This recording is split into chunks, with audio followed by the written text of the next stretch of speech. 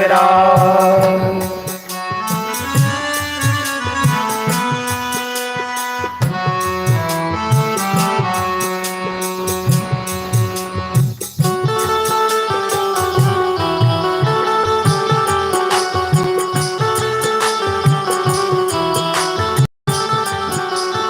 वाल्मीकि अति दीन दुखी था, बुरे कर्म में सदा लीन था। वाल्मीकि अति दीन दुखी था, बुरे कर्म में सदा लीन था। करी रामायण तैयार, कर नाम तेरा। करी रामायण तैयार, लेकर नाम तेरा। हो गए भव से पार, लेकर नाम तेरा। हो गए भव से पार, लेकर नाम तेरा। नल नील जाति के बानर, राम नाम दिया शिला पर थे। नल नील जाति के बानर, राम नाम लिख दिया शिला पर। हो गई सेना पार, लेकर नाम तेरा। हो गई सेना पार, लेकर नाम तेरा। हो गए भव से पार, लेकर नाम तेरा। हो गए भव से पार, लेकर नाम तेरा।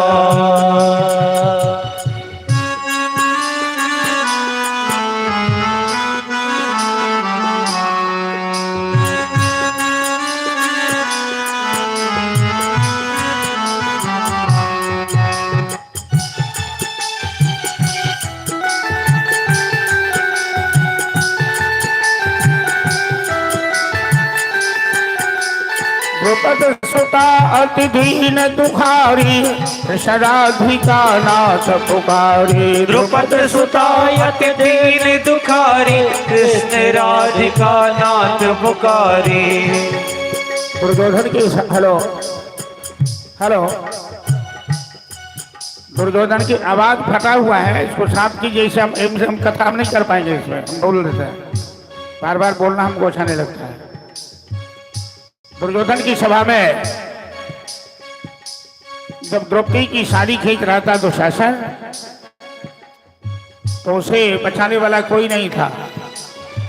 तो द्रौपदी ने दोनों हाथ उठाकर भगवान को, कन्हैया को पुकारा। कन्हैया ने क्या किया? बढ़ गए चीर अपार, लेकर नाम तेरा। बढ़ गए चीर अपार, लेकर नाम तेरा। हो गए भव से पार, लेकर नाम तेरा। हो गए भव से पार, लेकर नाम तेरा। नाम तेरा जी, नाम तेरा, नाम तेरा प्रभु नाम तेरा। नाम तेरा जी, नाम तेरा, नाम तेरा प्रभु नाम तेरा।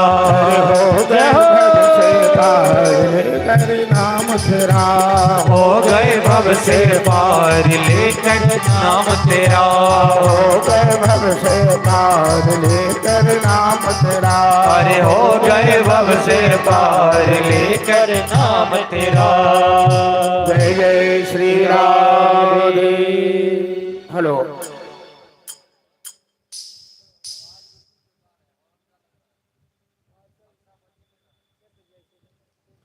न बक्सा में आवाज है, नहीं आवाज साफ है।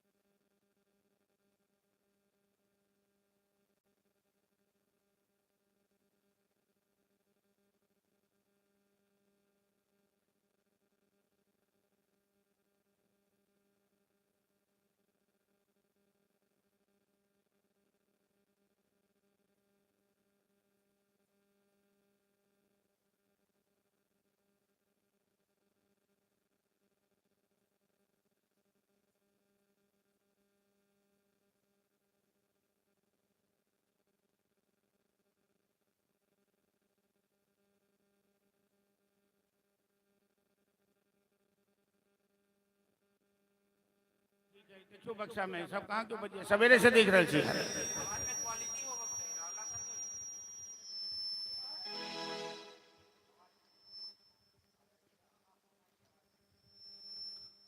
बाजा के सेटिंग ऐठन दिक्कत है तो नीचा टेबल को नीचा सेट करूँ बाजा टेबल पर रखो।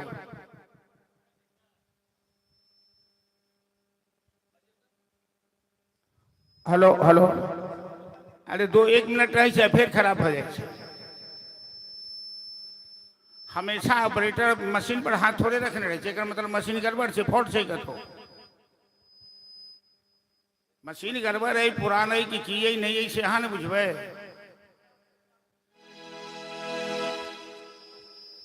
हाँ सुनो हमारी बात मेरी बात सुनिए आप पहले मेरी बात सुनिए कि हम लोग रात दिन कथा करते हैं बाजा वाले से हम लोग का सामना होता है। हम लोग बिना मतलब के कभी नहीं बोलते हैं और हम नहीं समझते ये भी बात नहीं है। कोई पहली बार कथा करने नहीं आए यहाँ घोंगिया में। क्या गड़बड़ी है कहाँ फॉल्ट है वो आप पकड़िए उसको।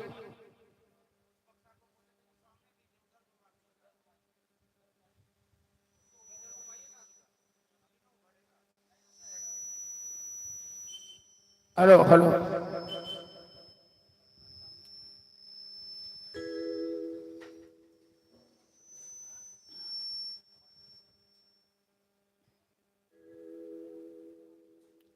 Hello hello hello hello hello एक बजता है एक बंद हो जाता है। ये बक्सा बंद हो गया लगता है।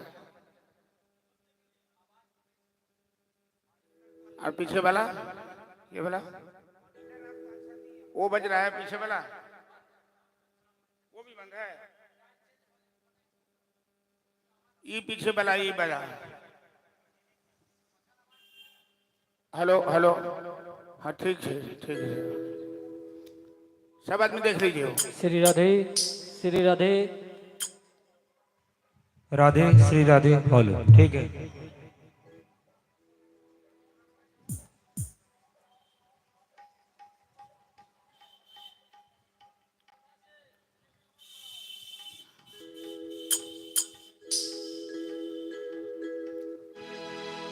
पैड ऑर्गन दोनों में देखो। बोलिए भक्त वत्सल भगवान की जय।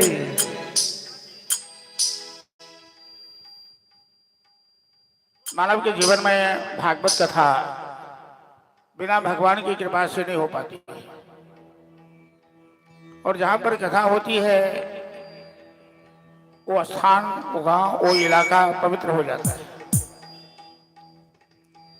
भोलेनाथ एक बार नंदी पर सवार होके माता पार्वती के साथ भ्रमण कर रहे थे। भोलेनाथ ने नीचे उतरकर एक जगह को प्रणाम किया तो माता पार्वती ने पूछा कि आपने इस स्थान को प्रणाम क्यों किया। भोलेनाथ कहते हैं इस स्थान पर भागवत की कथा हो चुकी है इसीलिए हम इसे प्रणाम करते हैं। एक जगह और प्रणाम किया तो माता जी ने पूछा भोलेनाथ ने बताया इस स्थान पर भागवत की कथा होने वाली है। अभी आप लोग महात्मा सुनेंगे कि जिन पापी का उद्धार गया श्राद्ध करने से भी नहीं होगा उनका उद्धार श्रीमद् भागवत कथा के माध्यम से होगा। तो चलिए नेमिशेषोतमासीन अभिवाद्य महामतिम कथामृत रसास्वादो कुशलो शौनको प्रभि। नैमिषारण्य में एक बार कलयुग प्रवेश करते समय 88,000 ऋषियों का सम्मेलन हुआ और 88,000 ऋषियों ने ज्ञान यज्ञ सत्संग का यज्ञ प्रारंभ किया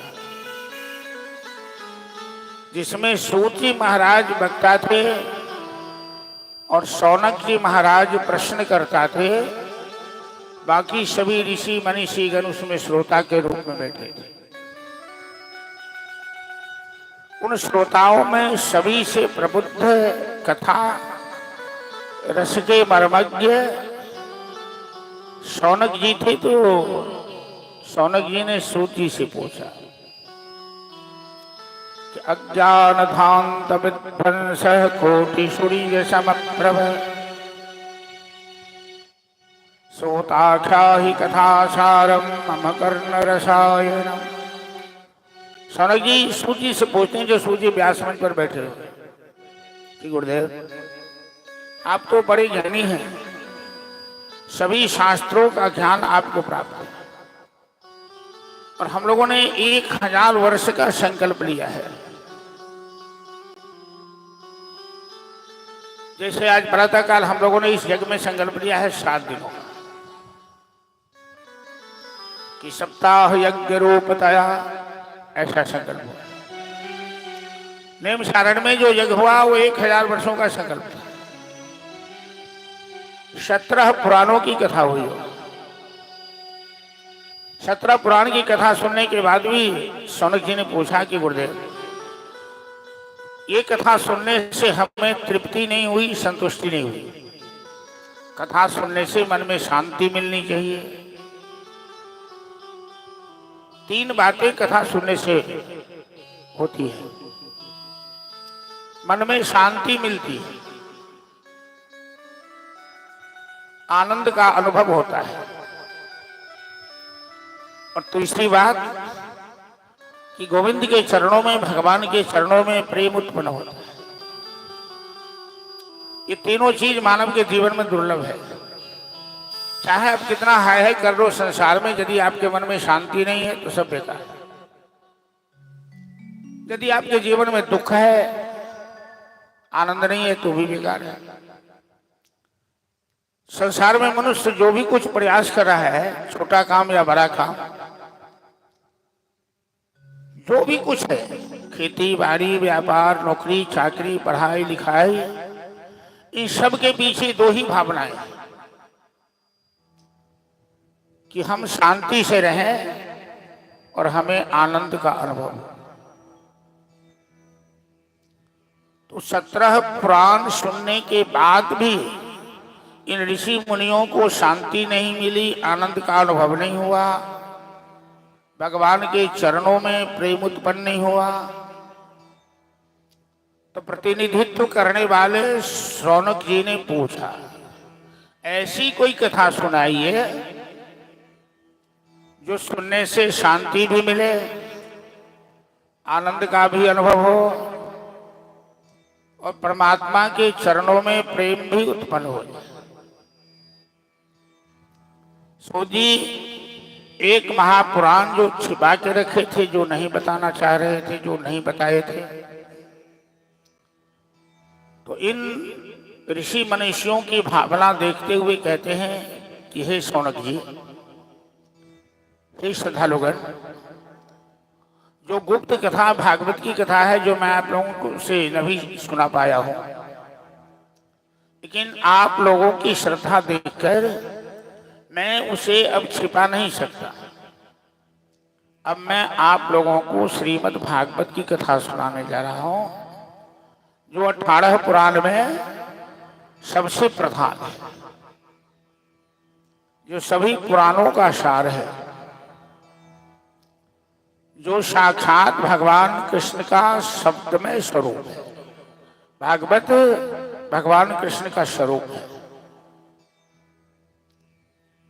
निम्नगाराम यथा गंगा देवानाम अच्युतो यथा वैष्णवानाम यथा शंभो पुराणानाम भागवतम तथा। जैसे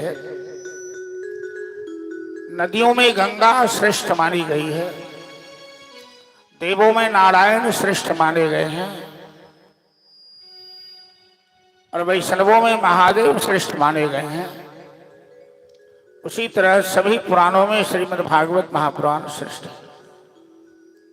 इनकी तुलना न स्वर्ग में है न वैकुंठ में है, स्वर्गे सत्य कैलाश है। भागवत कथा में जो रस है वो स्वर्ग में नहीं मिलेगा, वैकुंठ में नहीं मिलेगा, कैलाश में नहीं मिलेगा, तो कहाँ मिलेगा? वो केवल सत्संग में मिलेगा। तो मैं आप लोगों को श्रीमद् भागवत की कथा सुनाने जा रहा हूं। और सूत महाराज कथा प्रारंभ करने से पहले अपने इष्ट देव का ध्यान करते हैं, मंगलाचरण करते हैं कि सच्चिदानंद रूपाय विश्वोत्पत्त्यादि हेतवे तापत्रय विनाशाय श्री कृष्णाय वयं नमः। सूत महाराज कहते हैं, मैं उन परमात्मा को प्रणाम करता हूं जो सत्यचित आनंद स्वरूप है, जो इस संसार के, इस अनंत कोटि ब्रह्मांड के उत्पत्ति पालन संहार के निमित्त, जो परोक्ष सत्ता से और प्रत्यक्ष सत्ता से भगवान इस संसार को दोनों प्रकार से चलाते हैं। परोक्ष शक्ति काम कर रही है। आप जमीन में बीज डालते हैं तो अंकुर हो जाता है, पेड़ लगाते हैं उसमें फूल फल लग जाता है। ये भगवान की, आप भोजन करके सो जाते हैं, आपके भोजन को पचाने का काम भगवान। आप तो भोजन करके विश्राम करते हैं तो खाना वैसे नहीं पचता है। भगवान कहते हैं, अहम वैश्वानरो भूत्वा प्राणी नाम देहमासु। भगवान कहते हैं कि मैं वैश्वानर अग्नि बनकर लोगों के भोजन को पचाता हूं। लोग खेत में बीज बोता है तो मैं पौधा देता हूं, लोग उसमें पानी डालता है तो मैं उसमें फल देता हूं, अन्न देता हूं। ये भगवान की परोक्ष सत्ता है। प्रत्यक्ष सत्ता भी ये संसार उनका ही स्वरूप है, सारा ब्रह्मांड। तो ऐसे जो सत्य स्वरूप, चित्त मतलब आनंद होता है, सत्य स्वरूप ब्रह्मांड दिख रहा है, चित्त स्वरूप अनुभव स्वरूप है, आनंद स्वरूप है। तो ऐसे जो भगवान सृष्टि की उत्पत्ति पालन संहार के निमित्त है, मैं उनके चरणों में प्रणाम करता हूं। किस परमात्मा को? कि रचा है सृष्टि को जिस प्रभु ने, जिस भगवान ने सृष्टि को रचा है, जो इसे चला भी रहा है। चलिए एक भजन से भगवान की महिमा समझिए कि सृष्टि बनाने वाला सृष्टि को चला भी रहा है। और जैसा पेड़ हम लोग लगाते हैं उसका फल भी वो दे रहे हैं। कांटे लगाते तो कांटे देते हैं, फूल लगाते तो फूल देते हैं, फल लगाते तो अच्छा कर्म करते हैं तो अच्छा फल देते हैं, बुरा कर्म करते हैं तो बुरा फल देते हैं। हेलो हेलो, बोले भक्त वत्सल भगवान की जय। रचा है सृष्टि को जिस प्रभु ने, वही ये सृष्टि चला रहे हैं। जो पेड़ हमने लगाया पहले, उसी का फल हम अब पा रहे हैं। रचा है सृष्टि को जिस प्रभु ने, वही ये सृष्टि चला रहे हैं। रचा है सृष्टि को जिस प्रभु ने, वही ये सृष्टि चला रहे हैं। जो पेड़ हमने लगाया पहले, जो पेड़ हमने लगाया पहले, उसी का फल हम अब पा रहे हैं। रचा है सृष्टि को जिस प्रभु ने, वही सृष्टि चला रहे हैं। रचा है सृष्टि को जिस प्रभु ने, वही सृष्टि चला रहे हैं। छुइएगा जैसे रहने दीजिए।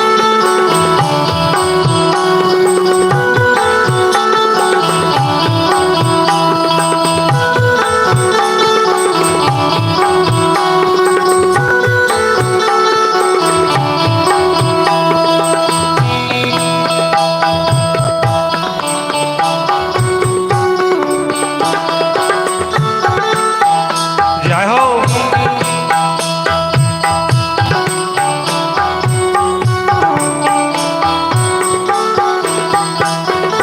इसी धरा से शरीर पाया,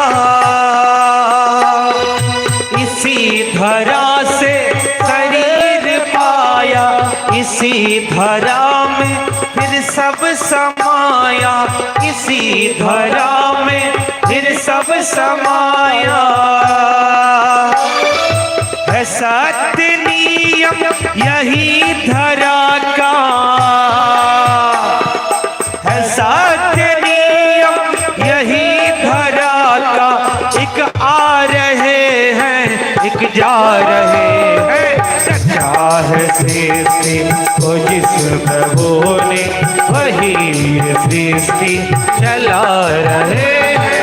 सच्चा है सृष्टि को जिस प्रभु ने वही सृष्टि चला रहे हैं।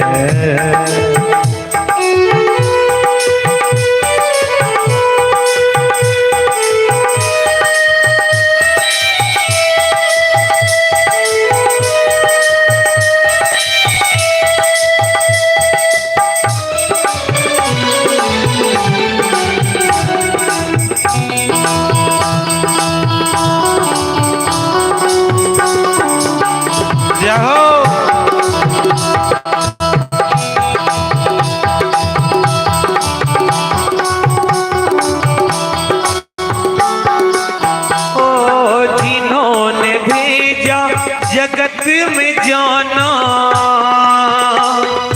जिन्होंने भेजा जगत में जाना, तय कर लिया लौट के फिर न आना, तय कर लिया लौट के फिर न आना। जो भेजने वाले हैं यहाँ पर, जो भेजने वाले हैं यहाँ पर, वही तो वापस बुला रहे हैं। सच्चा है सृष्टि को जिस प्रभु ने वही सृष्टि चला रहे हैं। सच्चा है सृष्टि को जिस प्रभु ने वही सृष्टि चला रहे हैं। जय हो।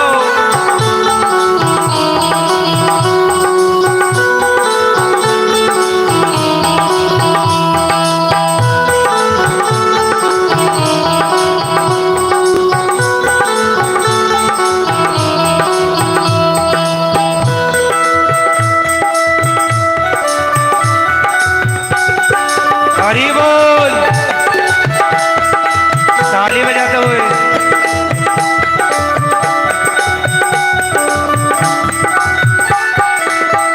हो बैठे हैं जो धान की बालियों में,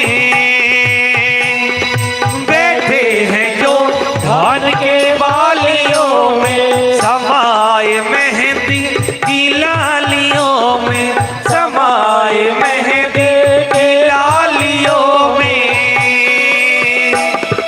हर डाल हर पत्ते में समा कर,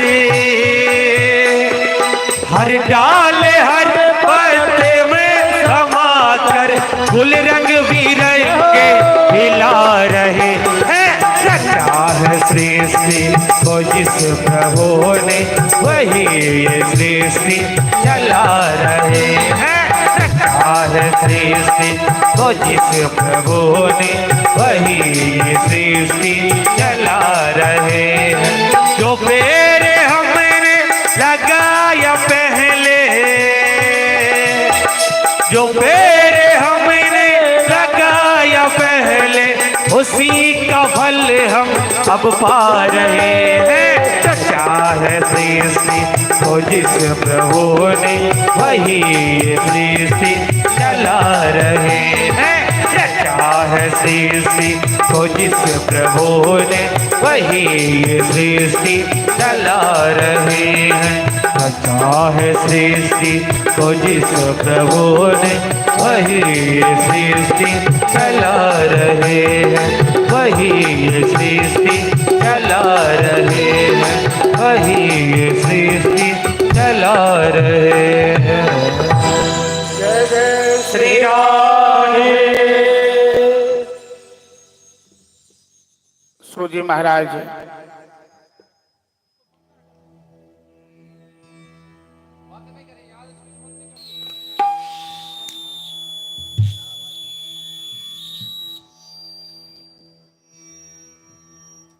इन 88,000 ऋषियों को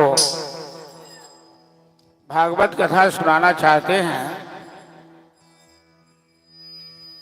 तो इन ऋषियों ने आग्रह किया कि पहले हमें भागवत कथा की महिमा बताइए,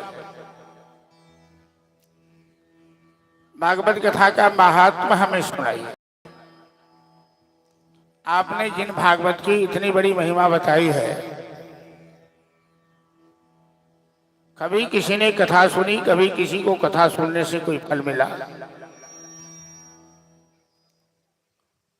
तो सूर्य जी कहते हैं हाँ हाँ, हम 2 महात्मा आप लोगों को सुना रहे हैं जो पद्म पुराण से लिया गया है।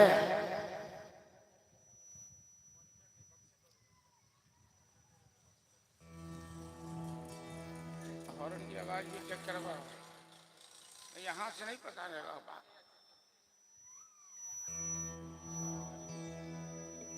Hello hello hello hello.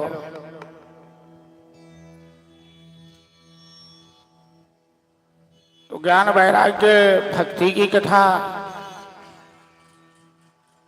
और आत्मदेव की कथा, 2 कथा महात्मा के रूप में सूर्य महाराज 88,000 ऋषियों को सुनाना चाहते हैं। भागवत कथा सुनाने से पहले भागवत कथा का महात्म्य सुनाने जा रहे हैं। इष्टदेव का ध्यान किया, सत्यानंद का। Hello hello.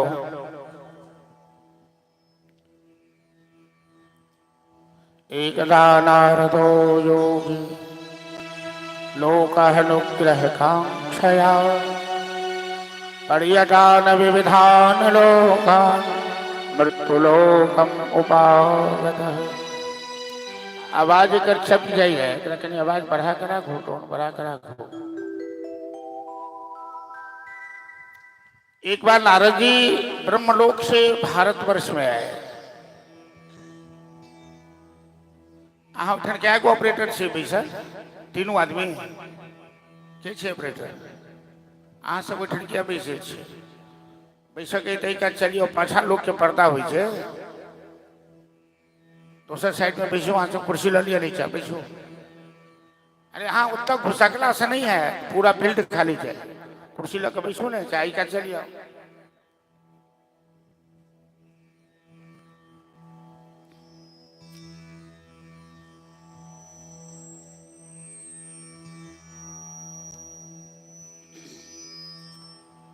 तो नारद जी एक बार भारतवर्ष में आए ब्रह्मलोक से। भारतवर्ष धर्म प्रधान देश है, ये ऋषि मुनियों का देश है, ये रामकृष्ण की जन्मभूमि है, ये गौतम कपिल की भूमि है। यहाँ ऐसे ऐसे ऋषि मुनि हो चुके हैं जो असंभव को भी संभव करके दिखाए। तो नारद जी यहाँ सत्संग करते हैं। लेकिन नारद जी जब आए उस समय कलयुग का प्रवेश हो चुका था, और कलयुग एक ऐसा युग है जिसमें लोगों का न ईमान बचता है, न चरित्र बचता है, न विचार सही रहता है। कलयुग में एक ही विशेषता है जो कल बताएंगे कि केवल नाम कीर्तन से भवसागर से बेड़ा पार होता है। कलयुग में यज्ञ का महत्व नहीं है, तपस्या का महत्व नहीं है, अष्टांग योग का महत्व नहीं है, व्रत का महत्व नहीं है, तीर्थ का महत्व नहीं है। कलयुग में केवल हरिनाम कीर्तन का महत्व, ये विशेषता है कलयुग। बाकी कलयुग में बहुत बुराइयां हैं। यहाँ ईमान नहीं है, यहाँ चरित्र नहीं है, यहाँ कपट ही कपट है, छल ही छल है। लोग बोलता है कुछ, करता है कुछ। आप परख नहीं पाएंगे कि कौन अपना है, कौन पराया है, कौन आपके साथ अच्छा कर रहा है, कौन बुरा कर रहा है। ये कलयुग का खेला है। तो नारद जी तीर्थों में गए, शहरों में गए, गांवों में गए, संतों के आश्रम में गए। और संत का आश्रम क्या होता है? एक तो गृहस्थ आश्रम भी आश्रम ही है, लेकिन संतों का आश्रम उसे कहा गया है जहां शांति हो, जहां भेद न हो, जहां कलह नहीं हो। आश्रम का वातावरण ऐसा था प्राचीन काल में हमारे देश में, बहुत सारे शास्त्रों में वर्णन है कि जहां एक आश्रम में गाय भी रहती थी और सिंह भी रहता था, सांप भी रहते थे, चूहे भी रहते थे, गिलहरी भी रहती थी। निश्चंद हरिणश्चरंती चकता देशागत प्रत्यय, जहां हरिण को भी बाघ से भय नहीं था। ऋषि मुनियों के तप के प्रभाव से, संतों के व्यवहार से आश्रम का वातावरण पूर्ण शांत रहता था। लेकिन कलयुग में आश्रम भी अपवित्र हो गया, वहां भी राजनीति हो गई, वहां भी कलह हो गई, संत महात्मा सब भी राजनीति करने लग गए। और गृहस्थियों की हालात भी खराब है। किसी गृहस्थी में शांति नहीं है। गृहस्थी किसे कहते हैं? जो धर्म पूर्वक अपना नियम पालन करे। यहाँ तो तरुणी प्रभुताम गए ही श्यालको बुद्धिदायक, हर घर में युवतियों का वर्चस्व हो गया, शाला मैनेजर हो गया, महिलाएं सब श्रृंगार प्रधान, फैशन प्रधान हो गई, पुरुष लोग सर्वभक्षी हो गए, मदिरा मांस खाने वाले हो गए। कलयुग का वातावरण दूषित हो गया। तो नारद जी को बड़ी चिंता लगी। नारद जी ने सोचा ऐसा क्यों हो गया है? कहते नास्ति अयम युग धर्मोयम नास्ति कस्यापि दोषणम। इसमें किसी का दोष, किसी व्यक्ति का दोष नहीं है। ऐसा जो वातावरण खराब हो गया तो किसी का दोष नहीं है। ये युग का धर्म है, कलयुग का धर्म। नारद जी ने देखा वो भ्रमण के समय वृंदावन के पास, मधुबन के पास कि जमुना के तट पर 16 साल की एक युवती बैठी है और 100 साल के 2 बुढ़े उस युवती की गोद में मस्तक रख के बैठा हुआ है, लेटा हुआ है। आप जैसे संतन बड़े भाग्य से जदा भाग्यम भवेत् भूरि भवतो दर्शन। जब जन्म जन्मांतर का पुण्योदय होता है तभी आप जैसे संत का दर्शन होता है। नारद जी आए, नारद जी पूछने लगे, बहन काशी तुम कौ वाले, काशी तुम पद्मलोचने, अरे तुम कौन हो? ये दोनों वृद्ध बूढ़े तेरी गोद में जो उल्टी सांस ले रहे हो कौन है? तो युवती कहती है हम भक्ति इति ख्याता, मेरा नाम भक्ति। ये दोनों बूढ़े इमौ में तनयो मतौ, ये दोनों मेरे पुत्र हैं। ज्ञान वैराग्य नामानो, इनका नाम है ज्ञान और वैराग्य। काल योगे न जर जरौ, काल चक्र के प्रभाव से इन दोनों को बुढ़ापा ने पकड़ लिया। हमें इसी बात की चिंता है कि मैं युवती हूं मां होकर, अरे मैं भी बूढ़ी हो गई थी। गुर्जरे जन्म गता, दक्षिण भारत में जन्म लिया, द्रविड़ में, कर्नाटक में बढ़ी, महाराष्ट्र में फैली, पर गुजरात में जाकर मैं भी बूढ़ी हो गई। वृंदावन में आकर मैं जवान हो गई। धनम वृंदावनम यत्र भक्ति नृत्यति एव च। ये वृंदावन धन्य है जहां भक्ति महारानी नृत्य करती है। मेरा बुढ़ापा दूर हो गया, लेकिन मेरे दोनों पुत्रों का बुढ़ापा दूर नहीं हुआ, तो हमें इस बात की चिंता है। ये युवतियां सब कौन है? नारद जी ने पूछा तो भक्ति महारानी कहती है ये सभी नदियां हैं, गंगा जमुना सरस्वती सतलज झेलम अलकनंदा कृष्णा कावेरी नर्मदा तापी गोमती ब्रह्मपुत्रा, ये सब नदियां हैं। तो नारद जी मेरे बेटे जवान कैसे होंगे? माँ बुढ़ी या बेटा जवान? हेलो, टोन थोड़ा कम क्यों कर दिए? एक बार ठीक हो तो उसको छुइए मत बीच में। तो नारद जी कहते मैं अभी अभी ऐसा मंत्र पढ़ता हूं कि तेरा बेटा जवान हो। तुम्हारे बुढ़े पुत्र को हम जवान बना देते हैं। वेद पाठम मुहुर्मुहु, गीता पाठ, वेद पाठ, रामायण पाठ नारद जी ने सब किया। इसके बाद भी इन ज्ञान वैराग्य के बुढ़ापा में कोई फर्क नहीं आया।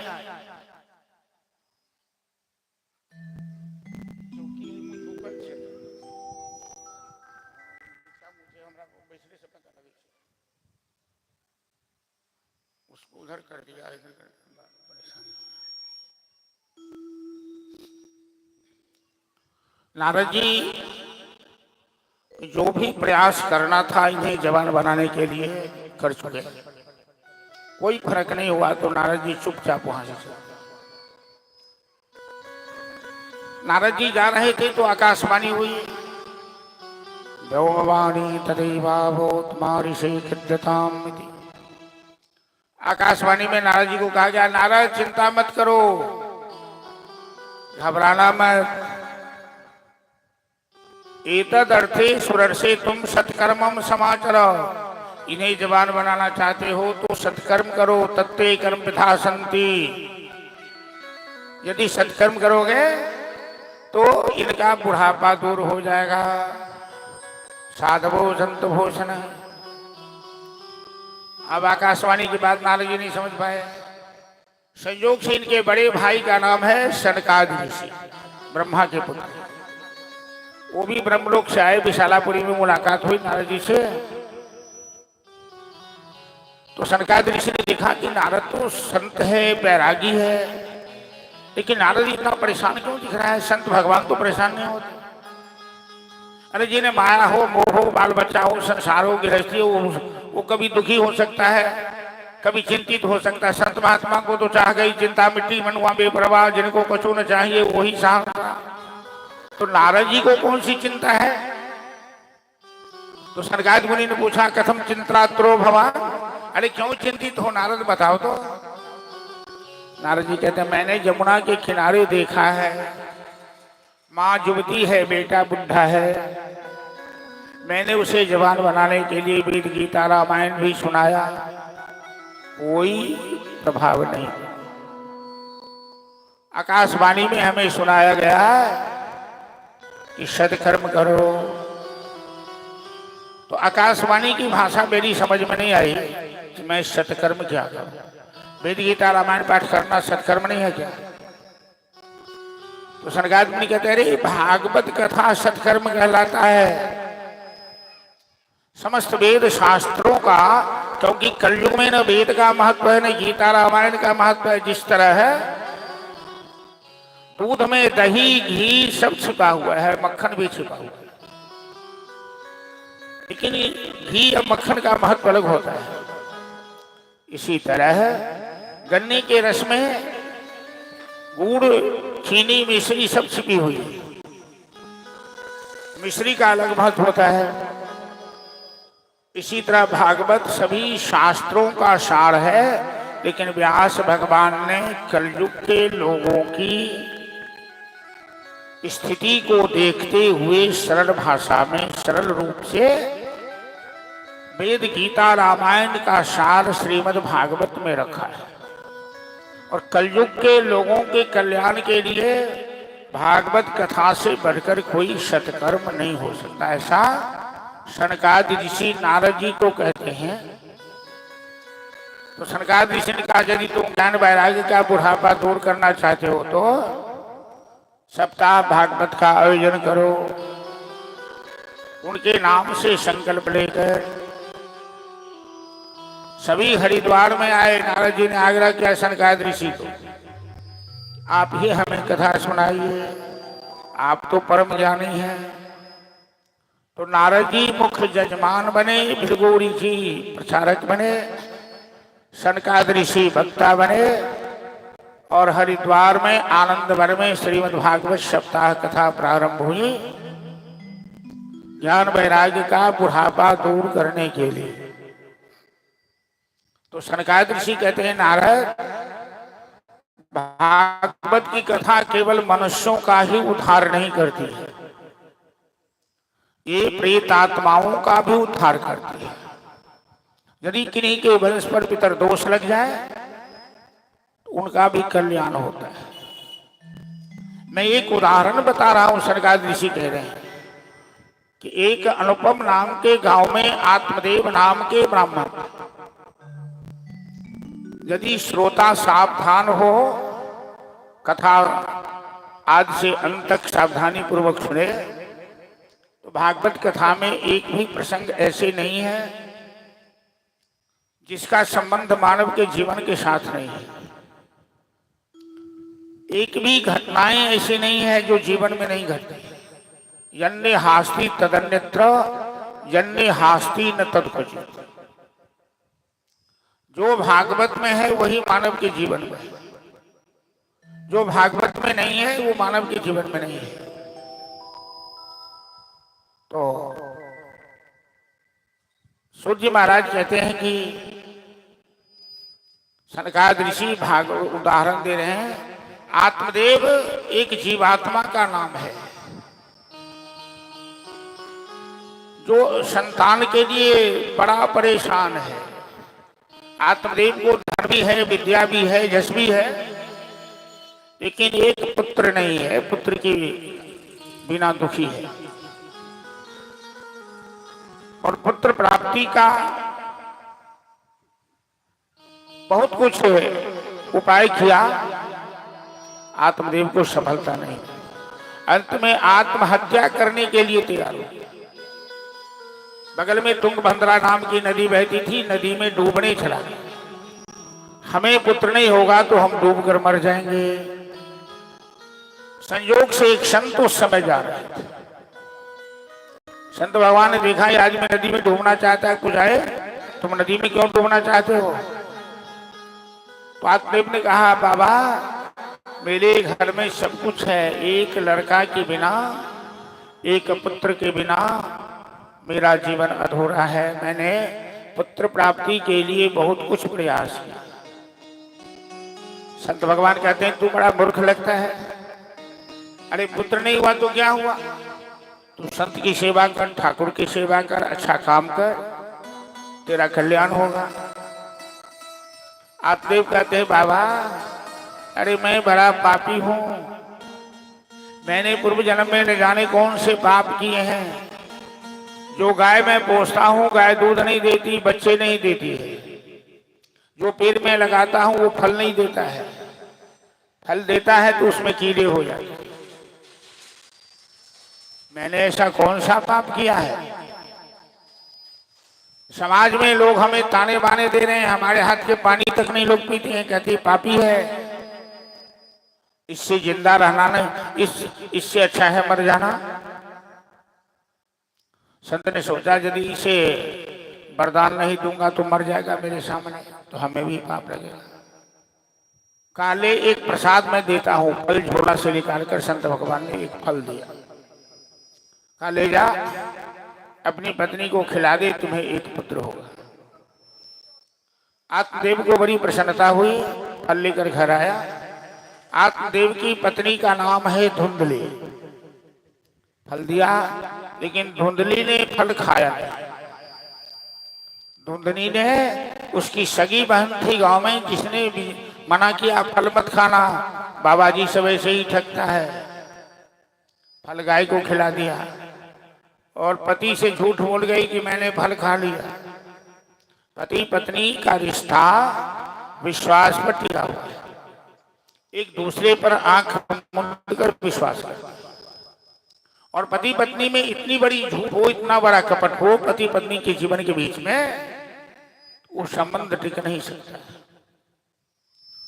धुंधली ने, आत्मदेव की पत्नी ने सरासर झूठ बोला कि मैंने फल खा लिया, जबकि फल उसने गाय को खिला दिया। गर्भवती होने का नाटक करने लगी कि मैं गर्भवती हो गई हूं। बहन ने सबसे उनको ट्रेनिंग दिया कि मैं बच्चे को जन्म देने वाली हूं, मैं अपना बच्चा दे दूंगी। तब तक पति की आंख में धूल झोंकते रहा। आत्मदेव को प्रसन्नता हुई कि मेरे घर पुत्र होने वाला है। गाय भी गर्भवती हो गई, गाय को जो फल खिलाया, समय पर गाय ने मनुष्य का बच्चा जन्म लिया। गाय के गर्भ से मनुष्य का बच्चा जन्म लिया, खान गाय जैसे। उनका नाम गोकर्ण रखा। और बहन के घर से जो पुत्र लाई धुंधली, पहले तो 1-2 साल बहन के घर रहने दिया कि हमें दूध नहीं आता है, मैं अपने बहन के घर बच्चा को छोड़ रखी हूं, बच्चा दूध पीता है। आत्मदेव आंख मूंद कर विश्वास करते थे। जब उस पुत्र को लाया, उसका नाम रखा धुंधकारी। धुंधकारी नाम इसलिए रखा, उस बच्चे में एक भी अच्छा संस्कार नहीं था। ऐसा कोई दिन बीतता नहीं कि वो कुछ गड़बड़ नहीं करता हो। टोले में, मोहल्ले में, गांव में किसी को पत्थर मार दे, किसी को धक्का दे दे, किसी के घर में आग लगा दे, सड़क चलते लोगों की सवारी को खींच दे। अब शिकायत सुनते सुनते आत्मदेव बड़ी दुखी हो गए। आत्मदेव सोचने लगे कि गाय के पुत्र, जो गाय ने जो बच्चे को जन्म दिया, वो कितना संस्कारी है। गोकर्ण जी बड़े वैष्णव हैं, बड़े विद्वान हैं, बड़े सदाचारी हैं। और ये मेरा पुत्र कैसा है, एक भी आचरण इसमें अच्छा नहीं है। ऐसे पुत्र से तो मैं बिना पुत्र का ही ठीक था। संत भगवान ने ठीक कहा था कि पुत्र से किसी का कल्याण नहीं होता, कल्याण अपने कर्मों से होता है। यदि हम लोग सोचते हैं कि मेरा पुत्र उद्धार कर देगा, ये हम लोगों की भूल है। किसी का उद्धार को उनका हो सुखद कर दाता, निजकृत कर्म भोग से बता। संसार में न कोई किसी को सुख देता है न दुख देता है। प्रत्येक इंसान अपने किए हुए कर्मों का फलाफल ही सुख और दुख के रूप में भोगता है। कर्मणा जायते जंतु कर्मणैव विलीयते सुखम दुखम भयम सेवम कर्ममेवाभिपद्यते। तो आत्मदेव निराश होकर गए गोकर्ण के पास। अब बुढ़ापे में आ गए हैं। अभी तक तो लालाए थे कि मेरे घर में लल्ला होगा, पुत्र होगा, मेरा जीवन सुखमय होगा। ये भगवान की माया बड़ी विचित्र है। बेटा होगा तो गोद में खिलाएंगे, पोता होगा तो मुझे दादा दादा कहेगा, बस यही सब सुनने के लिए। और जब वो पोता और वो बेटा बुढ़ापे में सताने लगता, तब याद आता है कि वाह ये क्या हो गया। तो आत्मदेव बड़े गोकर्ण के पास, जो संत थे, जो विद्वान थे, बेटा पहले तो मैं दुखी था कि हमें भगवान ने पुत्र नहीं दिया। अपने मन की व्यथा अपने ज्ञानी पुत्र से कह रहे हैं। और जो घटना आत्मदेव के जीवन में घटी, हम लोगों के जीवन में वही घटना घट रही है। हम सब इसी तरह व्याकुल हैं संसार में। बेटा नहीं होता है तो बस कहां से कहां क्या क्या करते हैं। और बेटा नालायक हो गया तो सर पटकने लगते हैं, सर पीटने लगते हैं। ऐसा बेटा क्यों जन्म लिया, नालायक, जुआरी, शराबी, वेश्यागामी। तो बेटा पहले तो पुत्र के अभाव में मैं दुखी था, अब धुंधकारी जैसे पुत्र को पाकर दुखी हो गया हूं कि भगवान ने ऐसा पुत्र क्यों दिया। आत्मदेव गोकर्ण जी से कहते हैं कि मैं तो बहुत दुखी हूं, क्या होगा धुंधकारी का। तो गोकर्ण कहते हैं पिताजी, अरे आप पुत्रों की चिंता छोड़िए, अपनी चिंता कीजिए ना। आपका क्या होगा आपने सोचा? अब आपकी उम्र बीत गई, बुढ़ापे में आ गए, बाल बच्चों के लिए कब तक सोचना है? 50 साल 55 साल तक क्या जिंदगी भर बाल बच्चों के लिए सोचते रहोगे? बाल बच्चे को पढ़ा लिखा कर अपने पांव पे खड़ा कर दो, फिर अपने लिए सोचो कि तुम्हें न भगवान ने जो 84 लाख जोनियों में मनुष्य बना के भेजा, गधा कुत्ता बना के नहीं भेजा, कीड़े मकोड़े पेड़ पौधे पशु पक्षी बना के नहीं भेजा, तो तुमने क्या किया?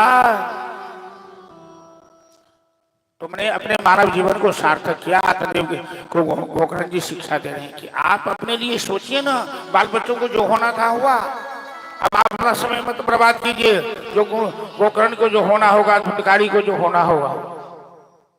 गोकर्ण जी कहते हैं कि पिताजी, ये असारे संसारे विषय विष संगा तुलधिय है, सनार्धम क्षेमार्थम पिबत तुक गाथा तुलसुधा, किमर्थम व्यर्थम भो यदति कुपथे कुत्सित कथे, परीक्षी साक्षी यत् श्रवण गतिमिति मुक्ति कथे।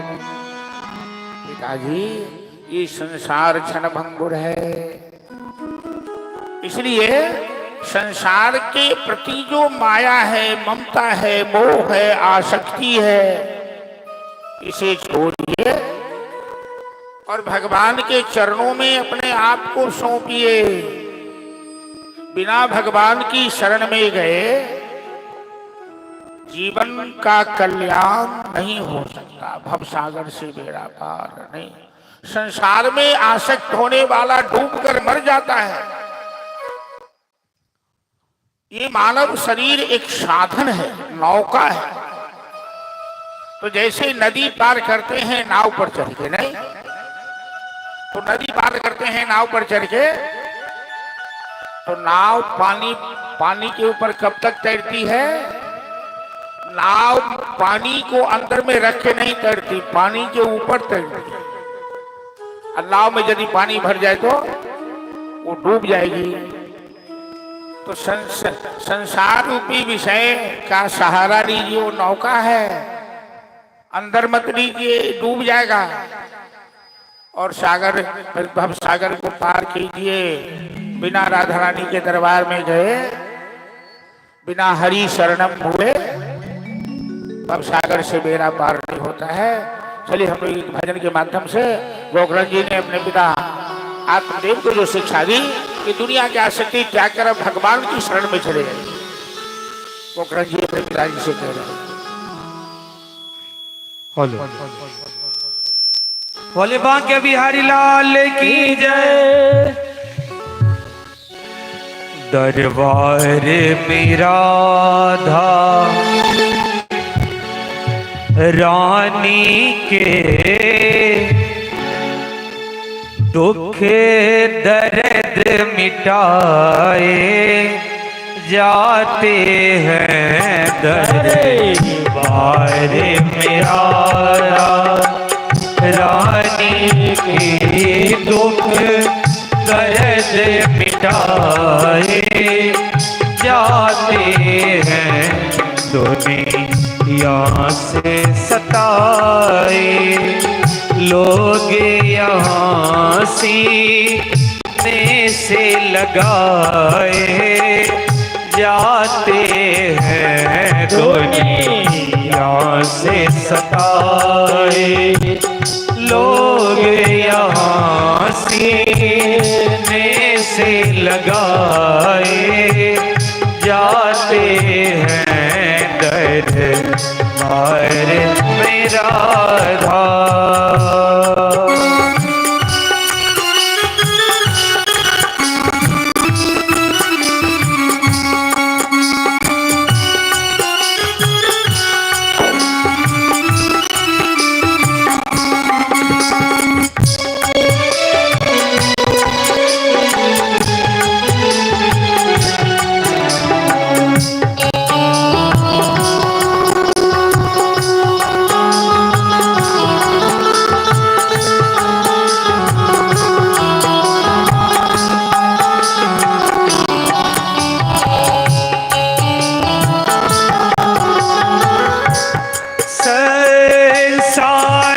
सही रहने को यहाँ दुख ही दुख सहने पड़ते हैं।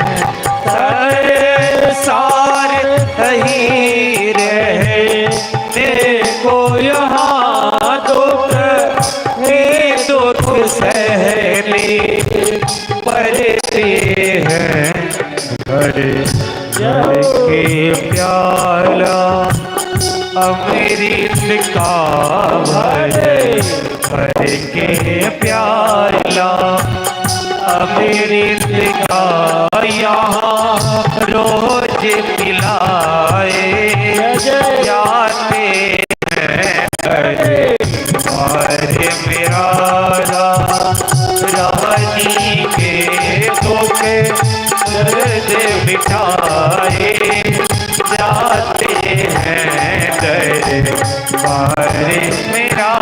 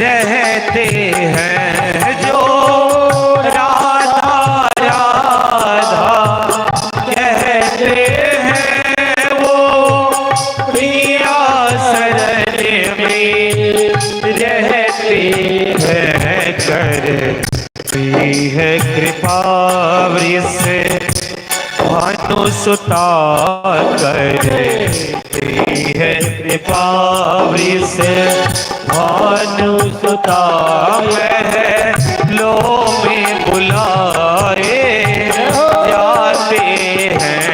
करती है कृपा वृष भानुसुता महलों में बुलाए जाते हैं। दरबार मेरा रहनी के दुख दर्द मिटाए जाते हैं। दरबार मेरा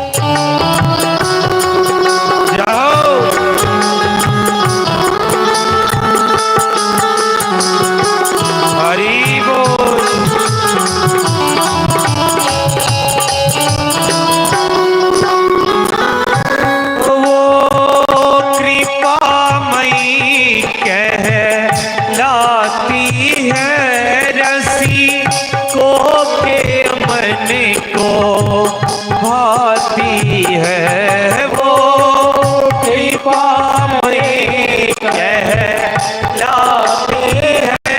रसिकों के मन को भाती है। दुनिया में जो बदनाम हुए, दुनिया में जो बदनाम हुए, पल को पे बिठाए जाते हैं। दुनिया में जो बदनाम हुए, पल को पे बिठाए जाते हैं।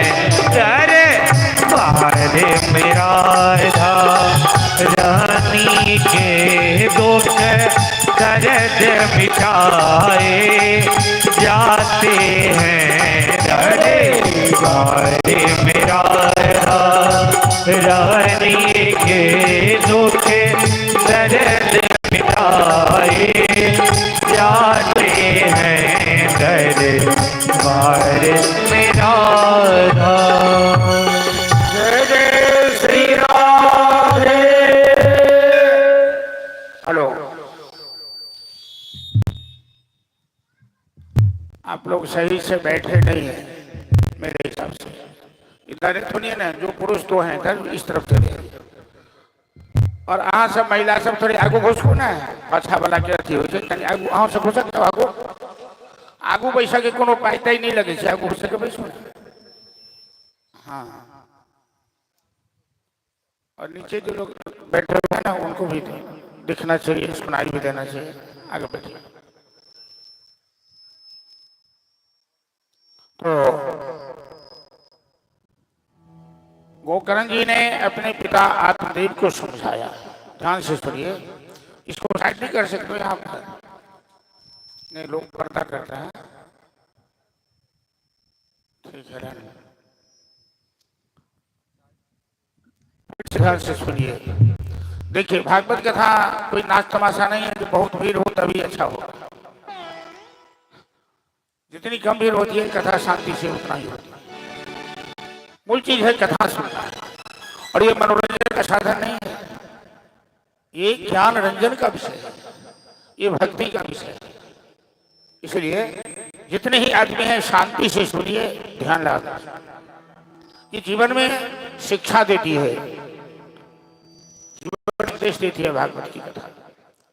जो भागवत धर्म अपने जीवन में अपना लेता है उसके जीवन में कभी कष्ट नहीं होता, उसकी सारी परेशानियां दूर हो जाती है। ऐसी भगवान की कृपा होती है। आत्मदेव ने क्या कहा अपने पुत्र से कि धुंधकारी जैसा पुत्र क्यों हो, हमें उस पुत्र की बड़ी चिंता है। तो गोकर्ण जी क्या कहते हैं, पुत्र की चिंता कब तक करनी है? 50 साल तक। 50 साल के बाद पुत्र अपनी चिंता अपने करेगा, माँ बाप को चिंता नहीं करनी चाहिए। 50 साल के बाद माँ बाप को अपनी चिंता करनी चाहिए।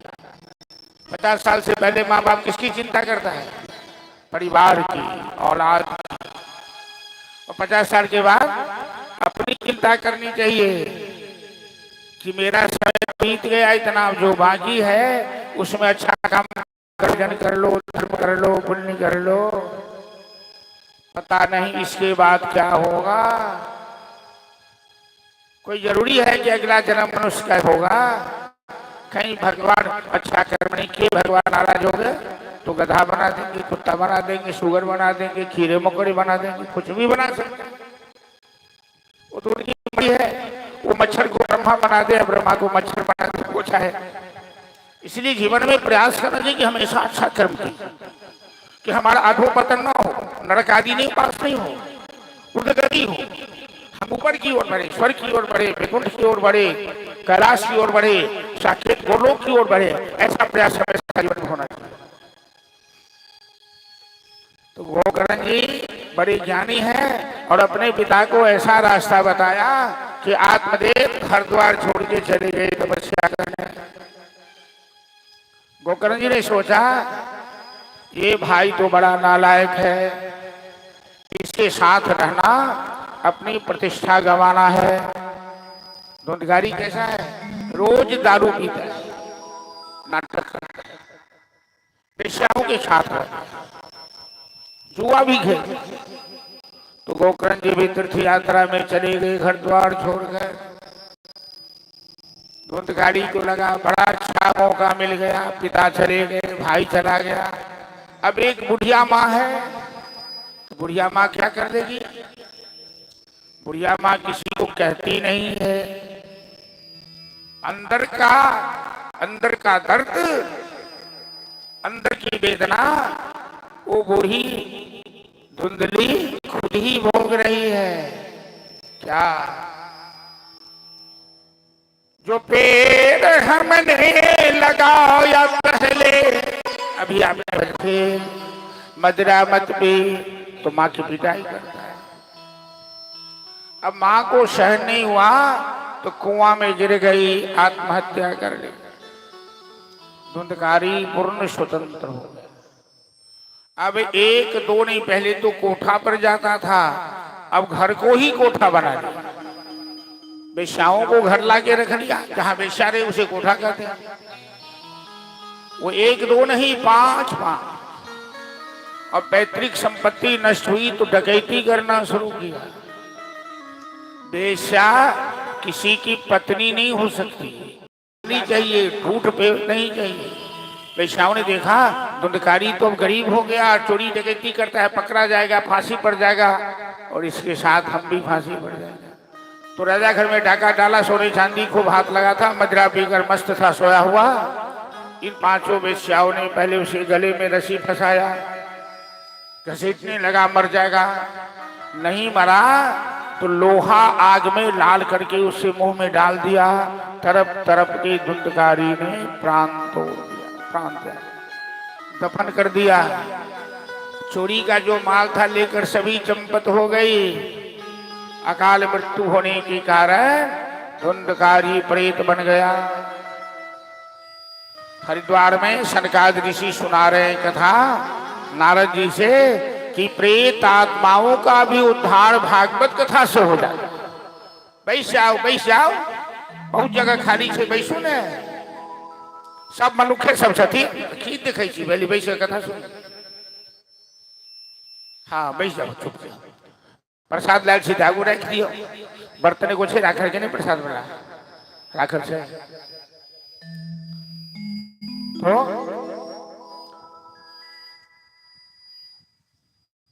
अब ये प्रेत तो और भी अशांत करने लगा गांव वालों को। धुंधकारी प्रेत बन के अशांत करने लगा, जिंदा में भी किया और मरने के बाद भी किया। गोविंद जी को पता लगा कि मेरी माँ की अकाल मृत्यु हो गई, मेरे भाई की अकाल मृत्यु हो गई।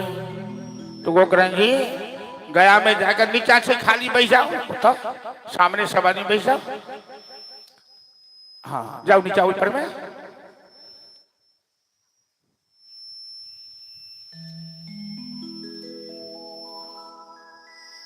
तो एक आदमी घर भैया ध्यान रखबे जे को आदमी मर मर हुड़ करे छथिन तो नहीं बैसल हो, नहीं बैसल बैसल कनिक ध्यान दो कभी कभी हमरा जे बाजो बढ़िया से अहाँ के बाजक जाए।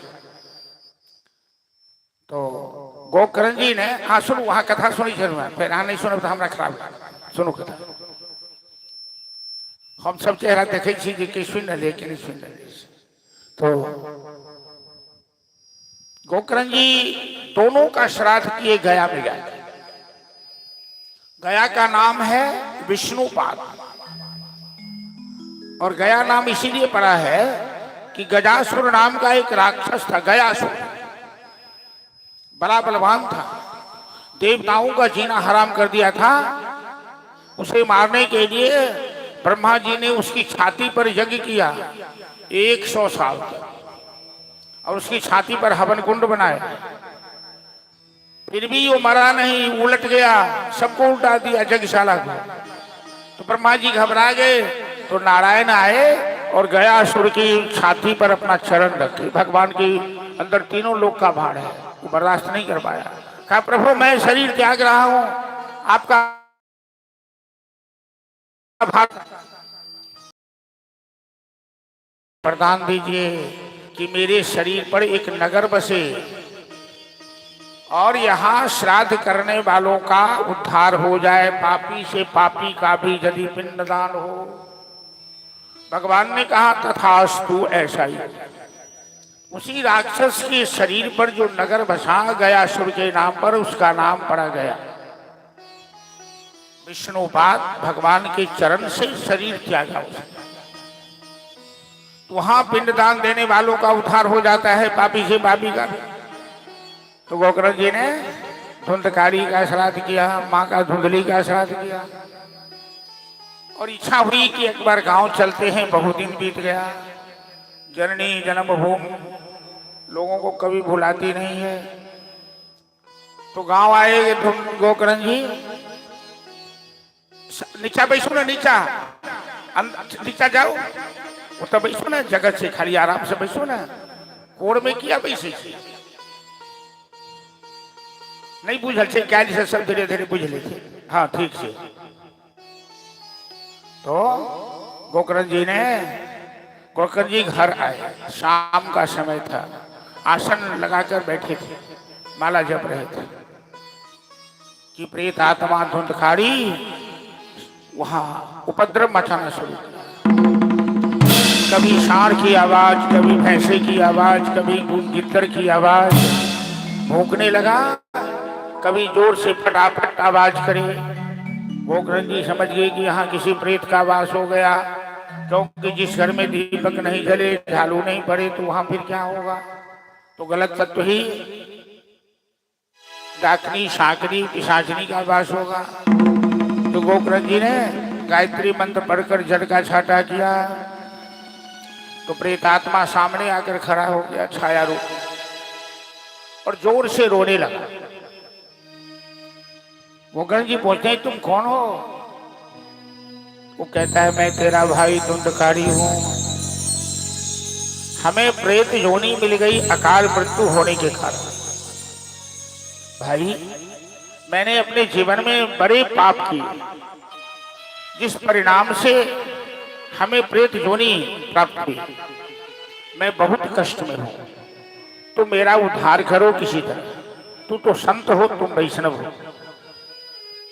गोकर्ण जी कहते हैं मैंने तेरा श्राद्ध गया में किया है, क्या तेरा उद्धार नहीं हुआ?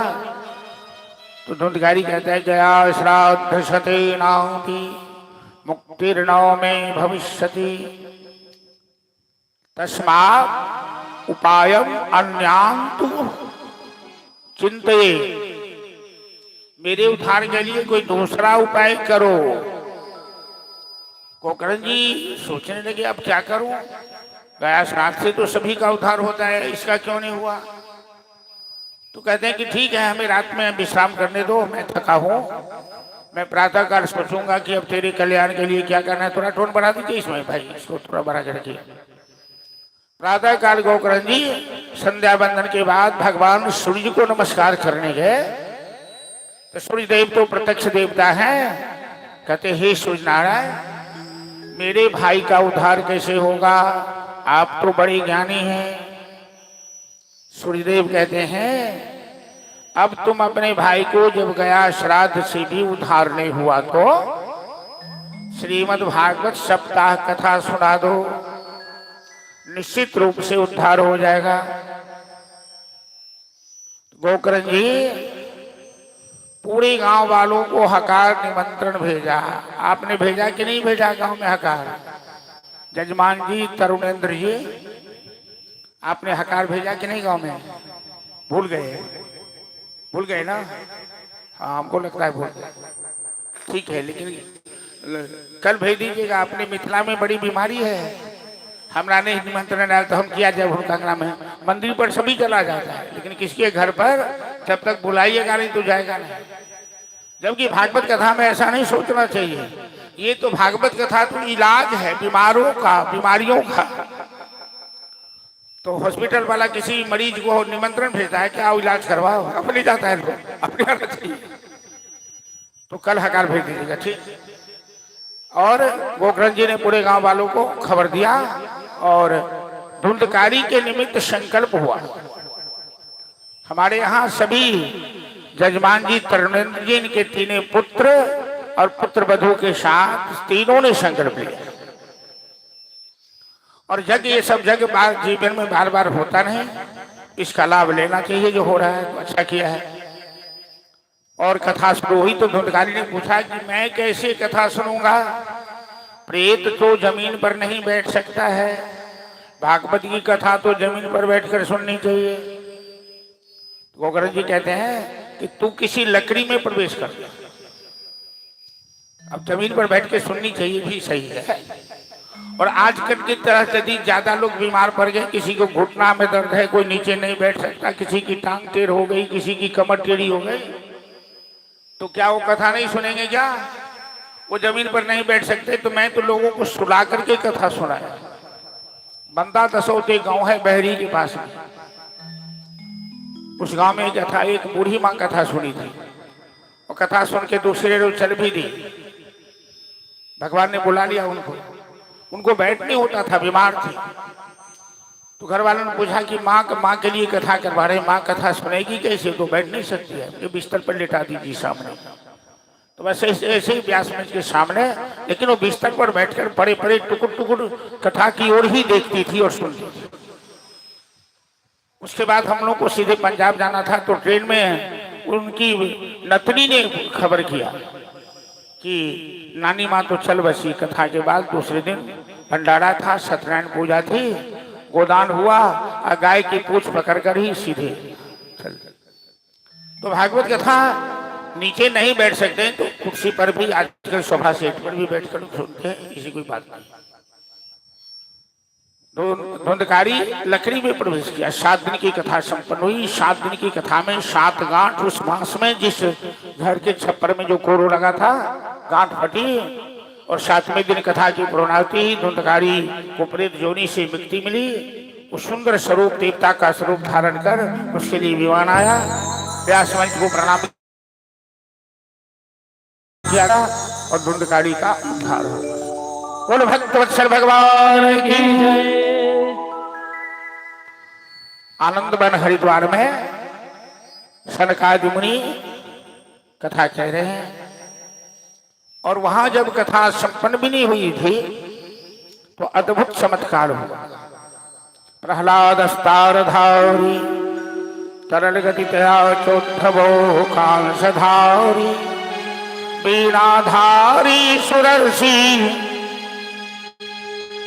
रचनतया राग कर्तार्जुनो इंद्रो वादिन मृदंगम जय जय सुकरा कीर्तने ते कुमारा यत्रास्ते भाव भक्ता सरसरचनया व्यासपुत्रो बभूव।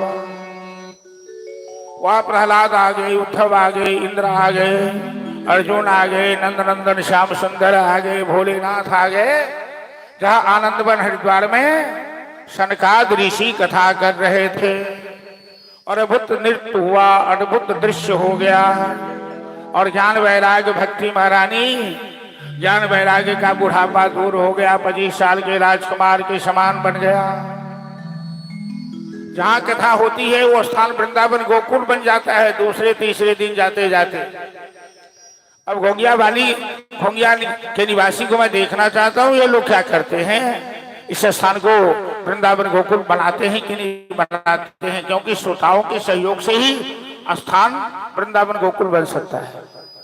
और सबसे बड़ा योगदान होगा इसमें कथा सफलता में बाजा मालिक का। आप ये ठीक रहेंगे तो सब ठीक रहेगा, क्योंकि आजकल सारा खेल बिल साउंड के ऊपर ही चलता है। तो सभी ज्ञान वैराग्य भक्ति के साथ भक्ति महारानी दोनों पुत्र के हाथ पकड़ के, अभी कथा संपन्न भी नहीं हुई थी कि भक्ति सुतौ तौ तरुणौ गृहीत्वा प्रेमैक रूपा सहसा विराज। श्री कृष्ण गोविंद हरे मुरारे नाथेति नामानि मुहुर्वदन्ति। भक्ति महारानी अपने दोनों जवान पुत्र का हाथ पकड़ के नाचती हुई चली आई हरिद्वार आनंद वन में, जहाँ सनकाद ऋषि कथा कर रहे थे और भागवत कथा संपन्न भी नहीं हुई तो ज्ञान वैराग्य का बुढ़ापा दूर हो गया, इधर धुंधकारी का उद्धार हो गया। तो श्री कृष्ण गोविंद हरे मुरारी हे नाथ, श्री कृष्ण गोविंद हरे मुरारी हे नाथ नारायण वासुदेव। श्री कृष्ण गोविंद हरे मुरारी हे नाथ नारायण वासुदेव। श्री कृष्ण गोविंद हरे मुरारी हे नाथ नारायण येन वासुदेव। श्री कृष्ण गोविंद हरे मुरारी हे नाथ नारायण वासुदेव। सब आदमी ताली बजाकर कीर्तन करूं या कीर्तन काज है। हे नाथ नारायण वासुदेव, हे नाथ नारायण वासुदेव, हे नाथ नारायण वासुदेव, हे नाथ नारायण वासुदेव। हेलो हेलो, अरे टोन बढ़ाओ ना, आवाज में इफेक्ट दियो ना। श्री कृष्ण गोविंद हरे मुरारी हे नाथ नारायण वासुदेव। श्री कृष्ण गोविंद हरे मुरारी हे नाथ नारायण वासुदेव। हे नाथ नारायण वासुदेव, हे नाथ नारायण वासुदेव, हे नाथ नारायण वासुदेव, हे नाथ नारायण वासुदेव। श्री कृष्ण गोविंद हरे मुरारी हे नाथ नारायण वासुदेव। श्री कृष्ण गोविंद हरे मुरारी हे नाथ नारायण वासुदेव। हेलो, और कम कर दियो, और कम कर दियो। श्री कृष्ण गोविंद हरे मुरारी हे नाथ नारायण वासुदेव। श्री कृष्ण गोविंद हरे मुरारी हे नाथ नारायण वासुदेव। बोलो श्री कृष्ण गोविंद हरे मुरारी हे नाथ नारायण वासुदेव। श्री कृष्ण गोविंद हरे मुरारी हे नाथ नारायण वासुदेव। जय जय Shri Radhe. Hello hello hello, chain quality बना देंगे आवाज की।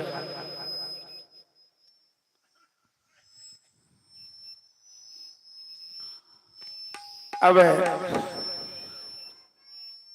महात्मा के प्रसंग में दो दृष्टांत सूर्य ने 88,000 ऋषियों को दिया कि जिन ज्ञान वैराग्य का बुढ़ापा। आवाज भारी नहीं करियो भाई, यहाँ बात क्या कहीं ऑपरेटिंग नहीं करनी चाहिए। मीठा आवाज रखबे देखे एकदम भोमा संग वाला बना दी आवाज।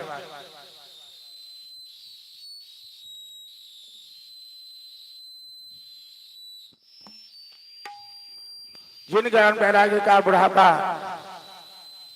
वेद गीता रामायण आदि पाठ करने से भी नहीं दूर हुआ, भागवत कथा के माध्यम से। हेलो, जो चले वो पिलाई जाए।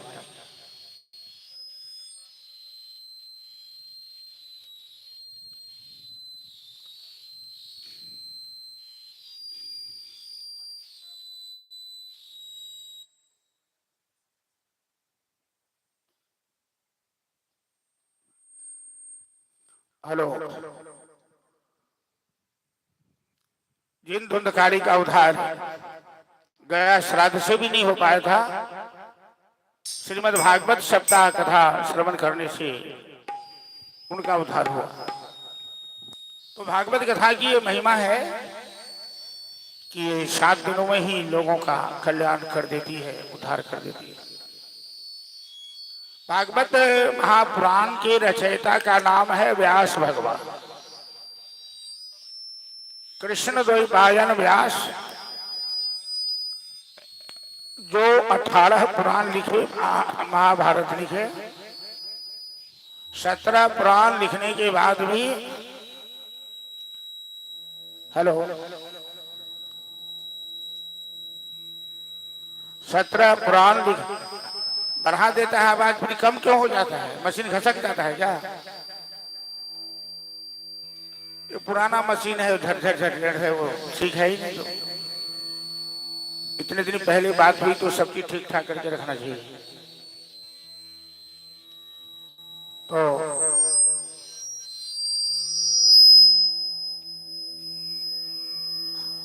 व्यास जी 17 पुराण पहले लिख चुके थे और व्यास जी के मन में बड़ी उदासी थी। तो नारद जी ने व्यास जी को सत्संग कराया और नारद जी ने व्यास जी को भागवत ग्रंथ लिखने की प्रेरणा दी। और सत्संग में नारद जी ने अपने पूर्व जन्म का चरित्र व्यास जी को सुनाया।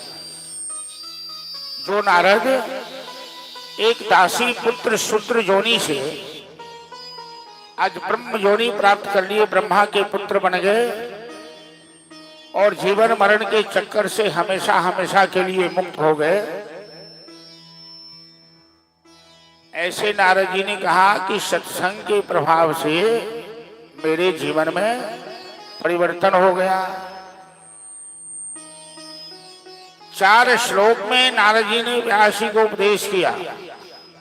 हमेवा समेवाग्रे नान्यद सदयसत परम पश्चाद हम यदे तच्च जो वशिष्येति सोऽस्म्यहम्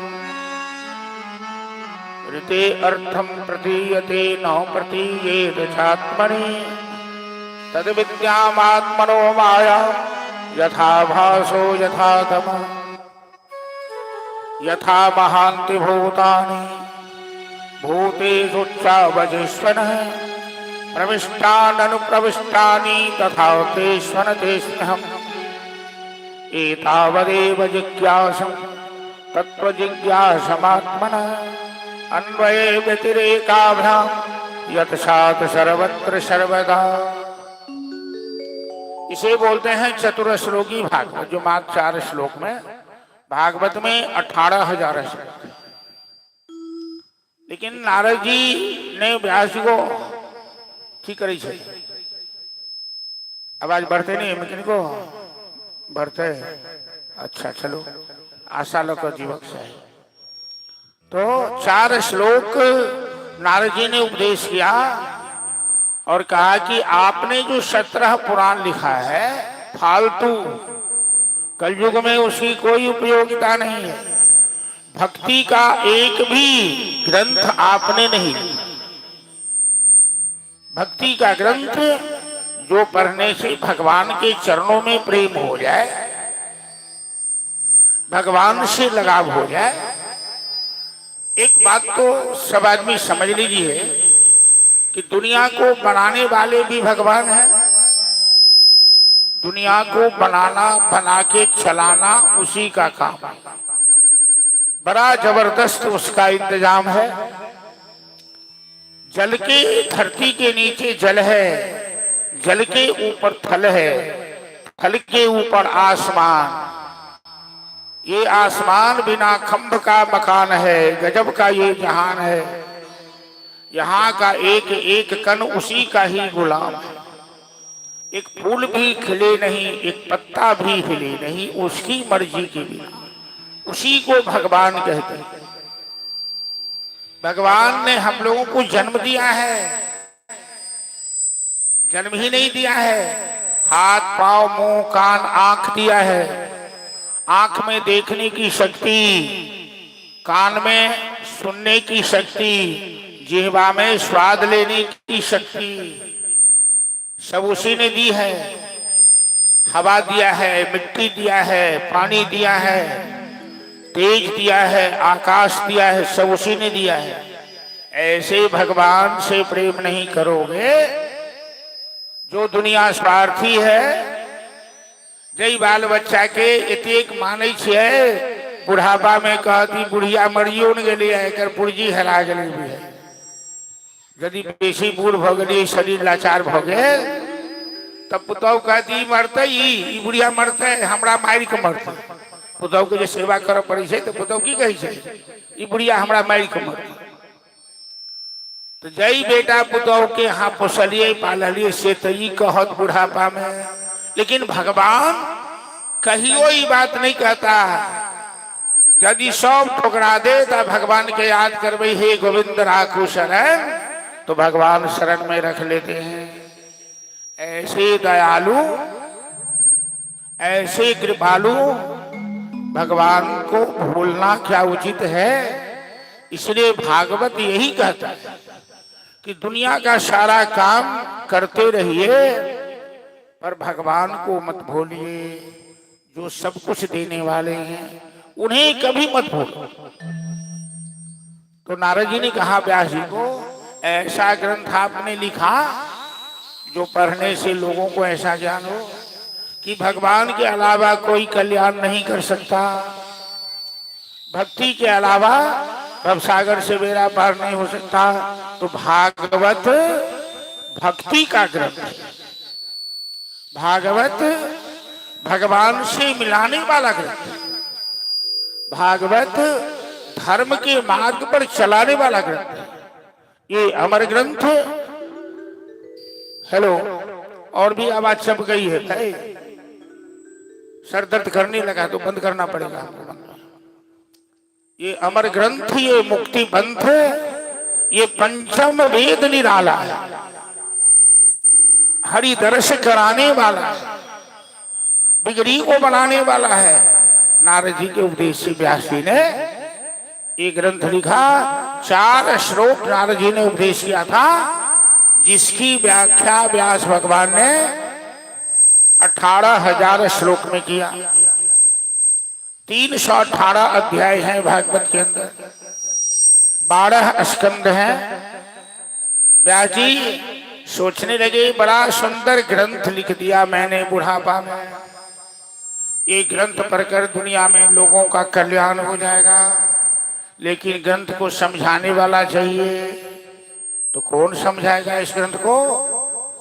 इस ग्रंथ को वही समझाएगा ना जो खुद ही समझदार हो, खुद ही धर्मात्मा हो, खुद ही प्रभु का भक्त हो, और जो खुद लोभी हो, मायावी हो, मांस खाने वाला हो, शराबी हो, जुआरी हो, ऐसे लोग भागवत कथा यदि करें उसका प्रभाव लोगों पर क्या पड़ेगा।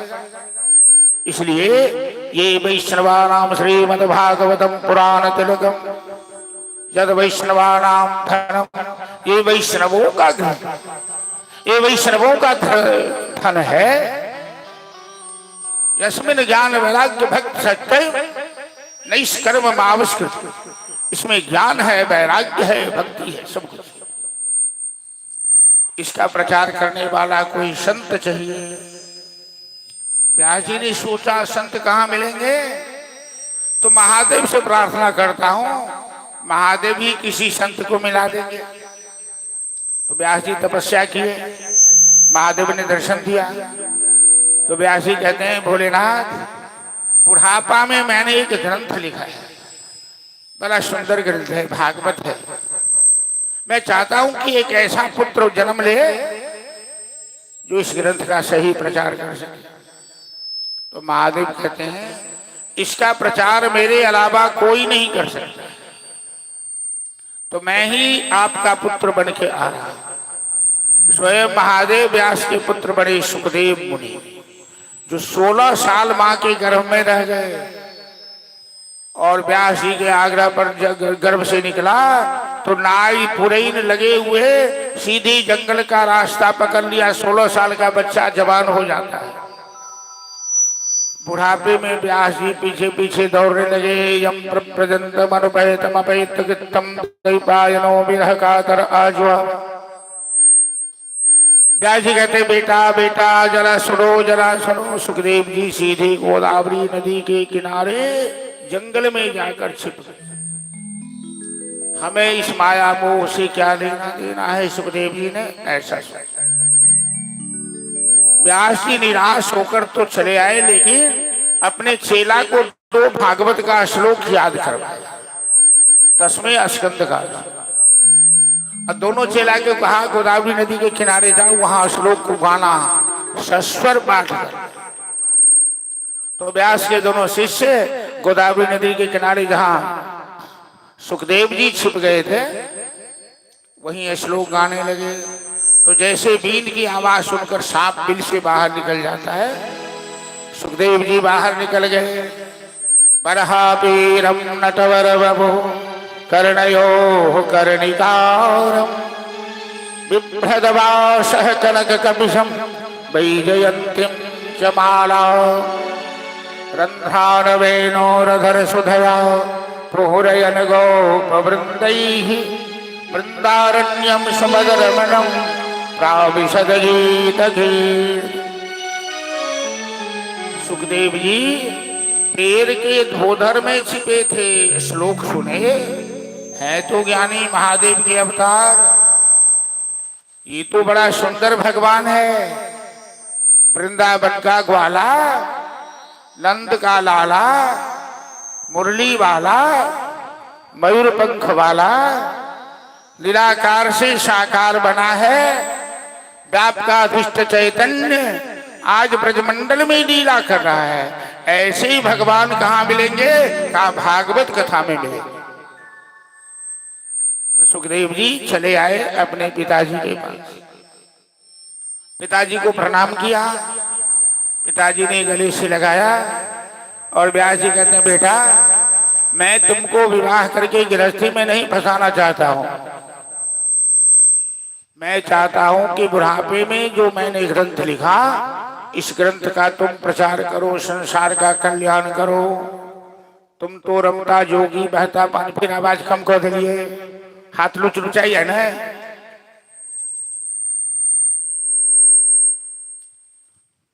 ऐसे कहूँ ना हम सब खींच रहे छी, कैसे हालत में काज नहीं चलो नहीं लोड दै छी तो ओकर व्यवस्था कथी नहीं लोग मशीन वोल्टेज तो चाय पे रहा है, तो वोल्टेज चपिया तो रुपया करो, दूसरा जनरेटर दियो, नहीं है दिक्कत है तो। हाँ नहीं काल हेतै तो नहीं, त्या द्वारे आई सावधान करै छै ने। आई बड़ा दिक्कत से कथा कह रहल छै।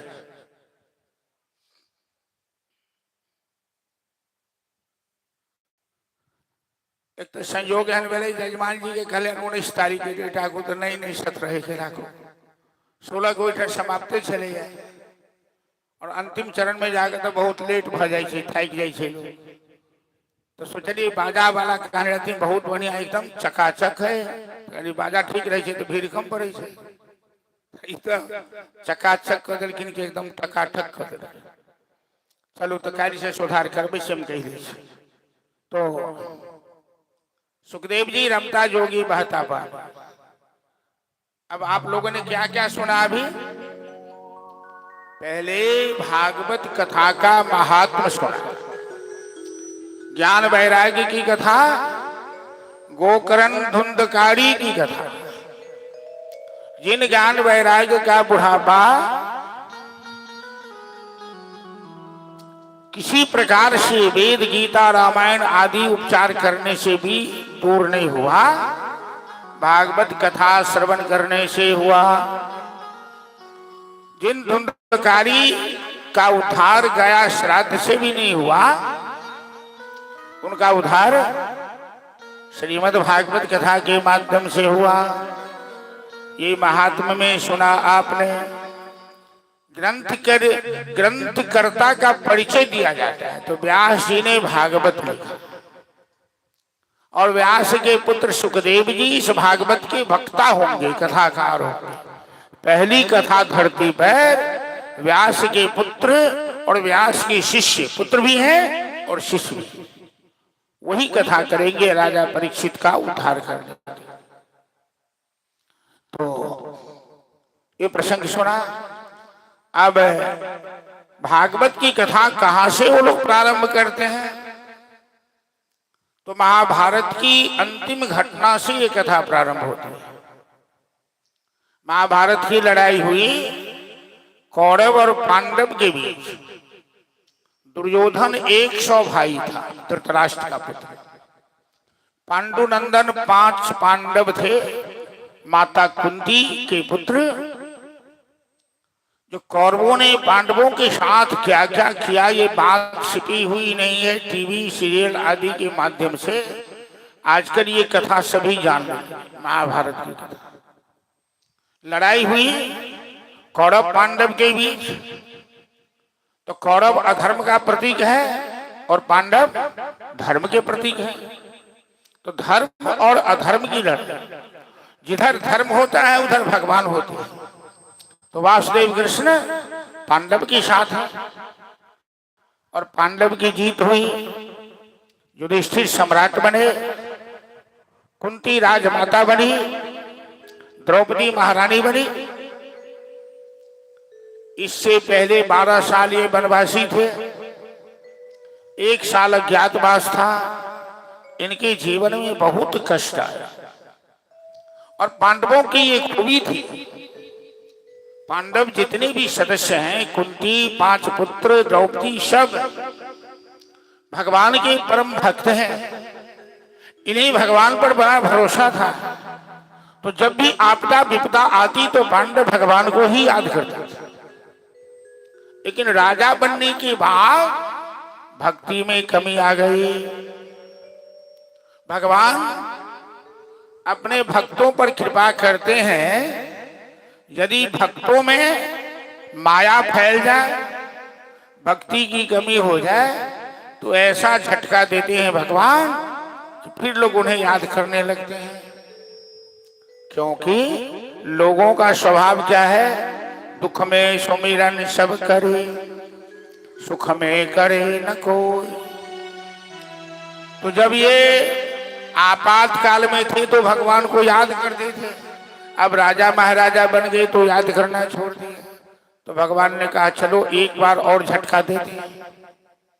तो सभी पांडवों को लेकर चले गए गंगा स्नान कराने, यह कहकर कि महाभारत में जितने लोग मरे ठीक से उनका संस्कार नहीं हुआ, दाह संस्कार, श्राद्ध संस्कार, क्योंकि वहां हजारों लोग रोज मरते थे।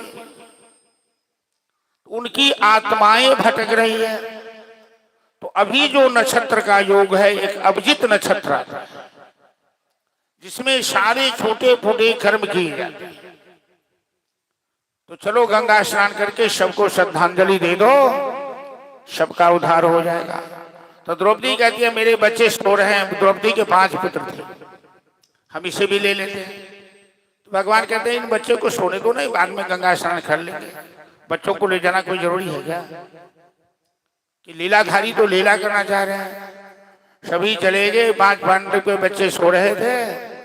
अश्वत्थामा ने संकल्प लिया था कि जिस तरह पांडवों ने कुरुवंश का नाश किया है, हम भी पांडव वंश का नाश करेंगे।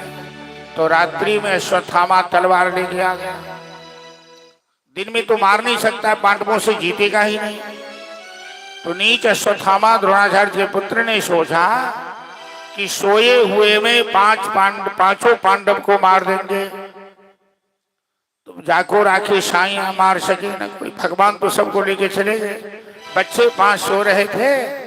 इन बच्चों को भी पूर्व जन्म का कहीं कोई गड़बड़ है जो भगवान उसे क्लियर करना चाहते। अश्वत्थामा उस समूह ढक के सो रहा था। सबको लगा कि 5 पांडव सो रहा है। तलवार से सर और धड़ अलग कर दिया। अश्वत्थामा भगा वहां से। गंगा स्नान से सभी लौटे। द्रौपदी चिल्लाने लगी, हे मधुसूदन, मैं क्या देख रही हूं? मेरे बच्चे को मार डाला।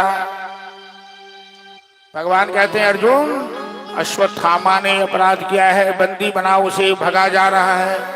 पकड़ के लिया। अश्वत्थामा को अर्जुन और भीम ने बंदी बनाकर। अश्वत्थामा थर-थर कांपने लगा। उसे लगा कि अब हमें तो मृत्युदंड दे देंगे ये लोग।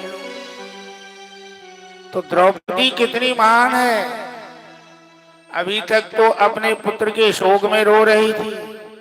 जब अश्वत्थामा को देखा, ये गुरु द्रोणाचार्य जी के पुत्र हैं, जो गुरु द्रोण अर्जुन से बड़ा प्यार करते थे।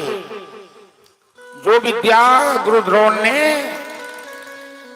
अश्वत्थामा को भी नहीं दी, अपने पुत्र को भी नहीं दिया, वो अर्जुन को दी। द्रौपदी कहती है मधुसूदन, इन्हें छोड़ दीजिए, ये तो गुरुपुत्र हैं, ये ब्राह्मण हैं, इन्हें मृत्यु दंड मत दीजिए। इनकी मां विधवा है, मेरे पति तो जिंदा है, कम से कम इन्हें मत कुछ कीजिए। भगवान कहते हैं द्रौपदी तू तो महान है, तू इसे क्षमा कर दी, लेकिन मैं तो इसे दंड अवश्य दूंगा। यदि समाज के अंदर अपराधियों को दंड नहीं मिले तो अपराध की श्रृंखला बढ़ती है, परंपरा। तो दंड, इसे मृत्यु दंड तो नहीं देंगे, ब्राह्मण है, ब्राह्मण को मृत्यु दंड का अधिकार शास्त्र ने नहीं दिया, लेकिन अपमानित करके छोड़ दिया। बाल मुड़ाकर मणि जन्मजात जो मणि थी उतरवा लिया और अश्वत्थामा को मुंड बना के छोड़ दिया। अश्वत्थामा प्रतिशोध की आग में जलने लगा और उसने सोचा कि हमें तो समाज में मुंह दिखाने लायक नहीं रहने दिया। उसने दूसरा अपराध फिर किया। अभिमन्यु की पत्नी उत्तरा गर्भवती थी। अश्वत्थामा जानता है कि पांडव वंश का एक बीज उत्तरा के गर्भ में पल रहा है, यदि उसे समाप्त कर दो तो पांडव वंश भी नष्ट हो जाए। अश्वत्थामा ने पुनः एक अपराध किया, उत्तरा के गर्भ में ब्रह्मास्त्र चला और जैसे ब्रह्मास्त्र की लपट उत्तरा की ओर बढ़ी तो उत्तरा जोर से चिल्लाने लगी, हे कृष्ण कृष्ण महाबाहो, हे मधुसूदन, हे वासुदेव, मेरे बालक की रक्षा कीजिए। हमारे ऊपर किसी ने ब्रह्मास्त्र का प्रयोग कर दिया है, हमें अपने प्राण की चिंता नहीं है, लेकिन अपने बालक की चिंता है, क्योंकि पांडव वंश का करधार मेरे गर्भ का बालक ही होगा। उत्तरा भगवान को पुकारने लगी कि दुनिया से मैं हारा तो आया तेरे पास, यहाँ से भी यदि हारा कहाँ जाऊंगी सरकार। दुनिया से मैं हारा तो आया तेरे पास, यहाँ से भी यदि हारो कहाँ जाऊंगा।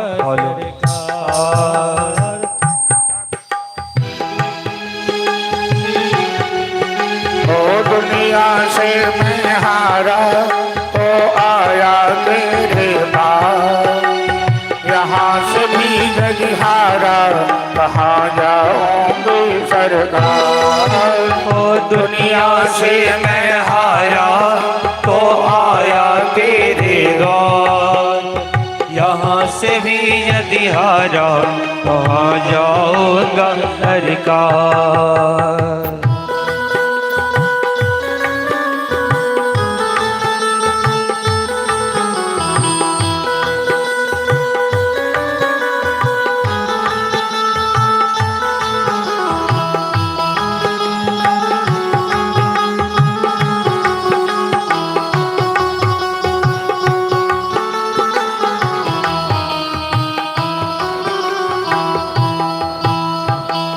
सुख में कभी न तेरी याद है आई, दुख में सवेरिया याद सदाई। ओ सुख में कभी न तेरी याद है आई, दुख में सवरिया याद सताई। सब अपराध है मेरा मैं करती हूँ स्वीकार, सब अपराध है मेरा मैं करती हूँ स्वीकार। यहाँ से भी यदि हारा कहाँ जाऊंगी सरकार। ओ दुनिया से मैं हारा तो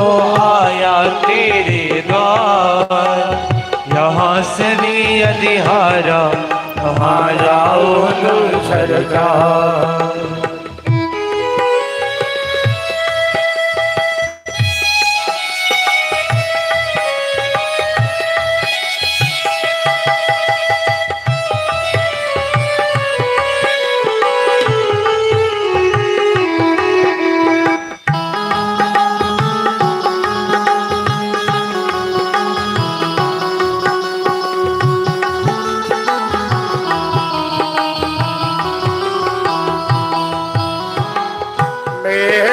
तो क्या मैं पहले से हारा, तुझसे ही पूछेगा संसार सारा। ओ मेरा तो क्या मैं पहले से हारा, तुझसे ही पूछेगा संसार सारा। एक भक्त एक भगवान से कह रहा है कि सरकार मैं तो पहले से हारा हूं। अरे इंसान तो मजबूर है ना, उसका क्या चलेगा। और यदि मेरी हार हुई तो मैंने अपना जीवन आपके चरणों में सौंपा है। और कितना विश्वास है भक्त को, ऐसा दावा है कि यदि मेरी हार हुई तो मेरी बदनामी नहीं होगी, आपकी बदनामी होगी, क्योंकि आप मेरे मालिक हो, आप मेरे स्वामी हो, आप मेरे भगवान हो।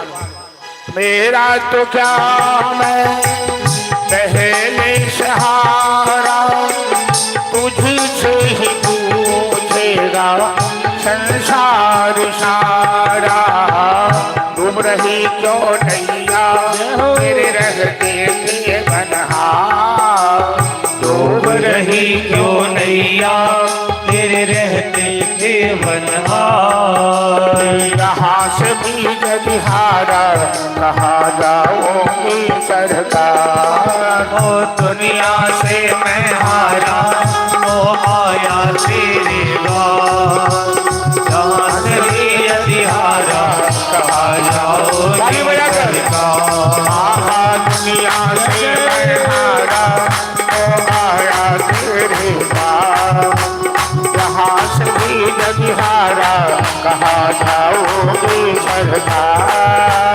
दुनिया से मैं हारा तो आया तेरे द्वार। यहाँ से भी यदि हारा कहाँ जाओगी सरकार। जय जय श्री राधे। तो हार मान ले लिए ना, जब इतने पर रहता है हार मान ले लिए, मतलब इतने पर रहते बाजा की स्थिति से सहना ठीक है से कैल से की है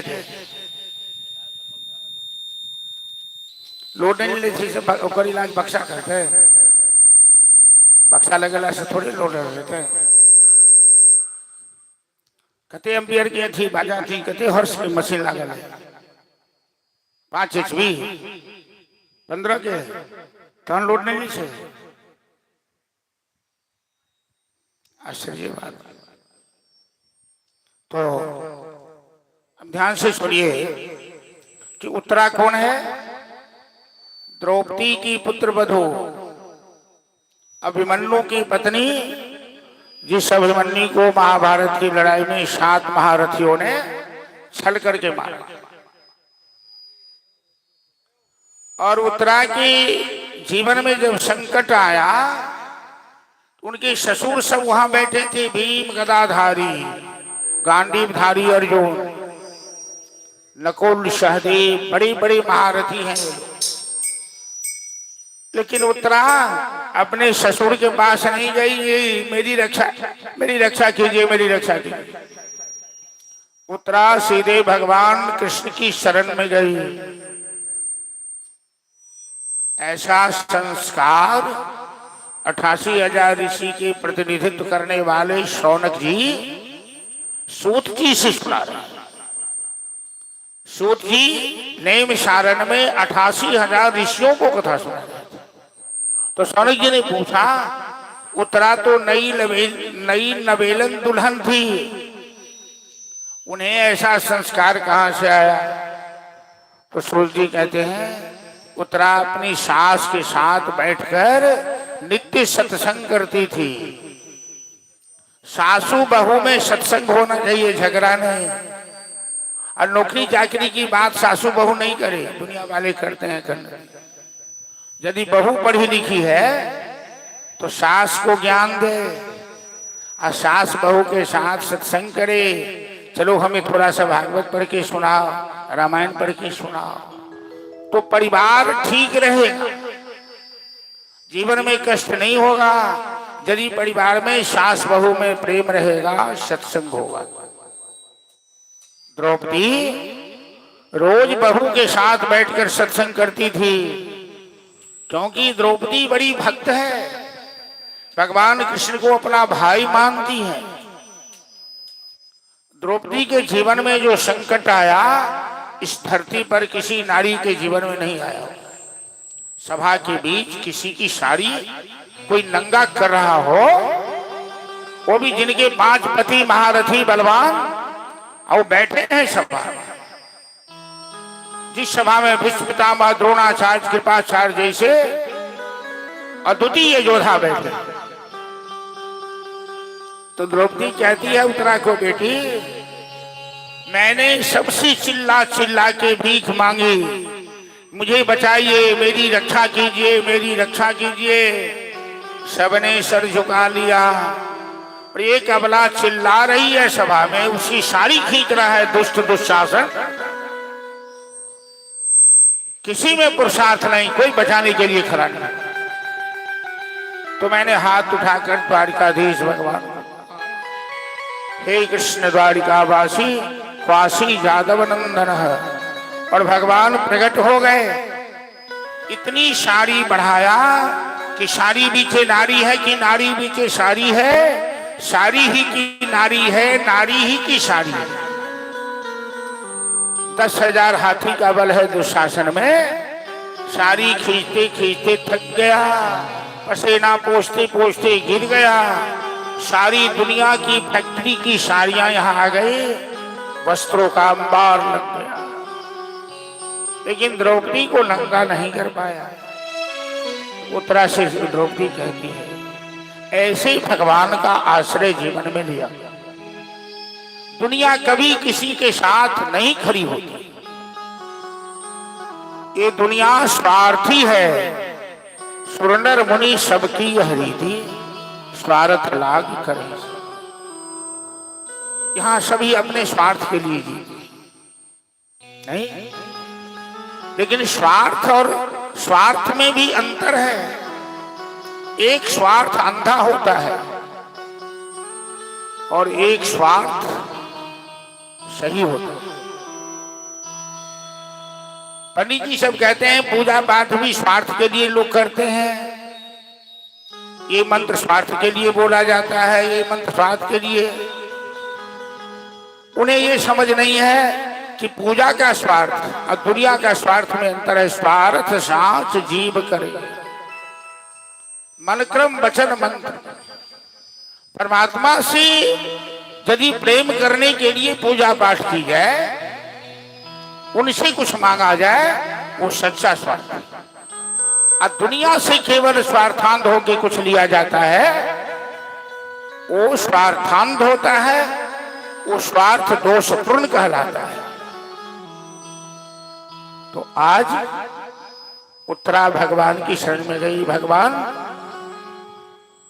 उत्तरा के घर में जो बालक था उसे ब्रह्मास्त्र ने मार दिया था, अश्वत्थामा ने मार डाला था।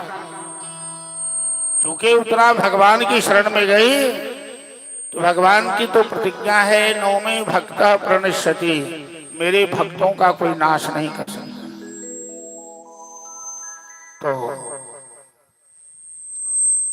उस गर्भ में भगवान योग बल से प्रवेश किए, उस बालक ने पुनर्जीवन दान दिए।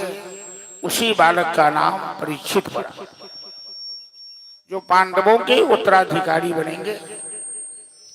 भगवान कृष्ण महाभारत के बाद जो हस्तिनापुर में रुके, महीनों बीत गए। अब जा रहे हैं द्वारिका। सभी पांडव आए, इनको प्रणाम किया। इन्होंने सबको आशीर्वाद दिया। नगर से बाहर निकले तो माता कुंती सड़क के किनारे खड़ी थी, हाथ जोड़ कर। और भगवान को द्वारिका पहुंचाने अर्जुन और सात्विकी दोनों जा रहे। अर्जुन के चेला का नाम है सात्विकी, जो सारथी है वो। भगवान तो केवल महाभारत में सारथी बने थे। तो कुंती हाथ जोड़कर प्रार्थना कर रही है कि नमः पंकजनाभाय, नमः पंकजमालिने, नमः पंकजनेत्राय, नमस्ते पंकजांघ्रे। कुंती कहती है, हे कमल नयन परमात्मा, मेरा प्रणाम स्वीकार कीजिए। कुंती कौन है और भगवान कृष्ण कौन है? कुंती के पिता और भगवान कृष्ण के दादा एक ही है। सूरसेन की पुत्री है कुंती और सूरसेन के पुत्र हैं वसुदेव। वसुदेव के पुत्र कृष्ण हैं वासुदेव। तो कुंती का भतीजा लगते हैं, श्री कृष्ण भतीजा लगते हैं, कुंती बुआ लगती है। तो सब दिन कृष्ण प्रणाम करते हैं, कुंती आशीर्वाद देती थी। आज कुंती ही प्रणाम कर रही है। तो भगवान द्वारकाधीश कहते हैं, बुआ उल्टी नदी कैसे बहने लगी, आज आप हमें क्यों प्रणाम कर रही हैं?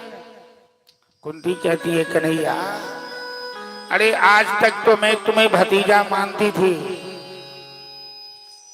लेकिन मैं जानती हूं कि तुम कौन हो। तुम साक्षात नारायण हो।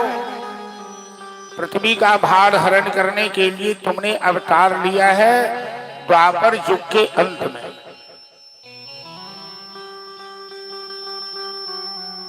और तुमने मेरे पुत्रों पर अनंत उपकार किए। तो मैं भी तुमसे कुछ आज मांगना चाहती हूं, क्योंकि तुम द्वारिका जा रहे हो तो फिर वापस नहीं आओगे। अब तुम बैकुंठ जाने वाले हो। भगवान कहते हैं तो वरदान मांगिए, क्या चाहिए? तो कुंती कहती है कि विपदः सन्तु नः शाश्वत तत्र तत्र जगद्गुरो भवतो दर्शनम यत् सात् पुनर्भव दर्शनम।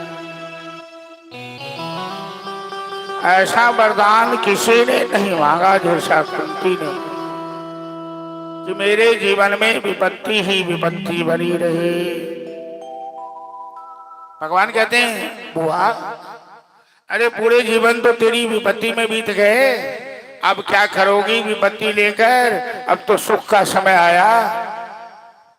तो कुंती कहती है, यही तो दुख की बात है कि मेरे पुत्रों ने भी तुम्हें याद करना छोड़ दिया।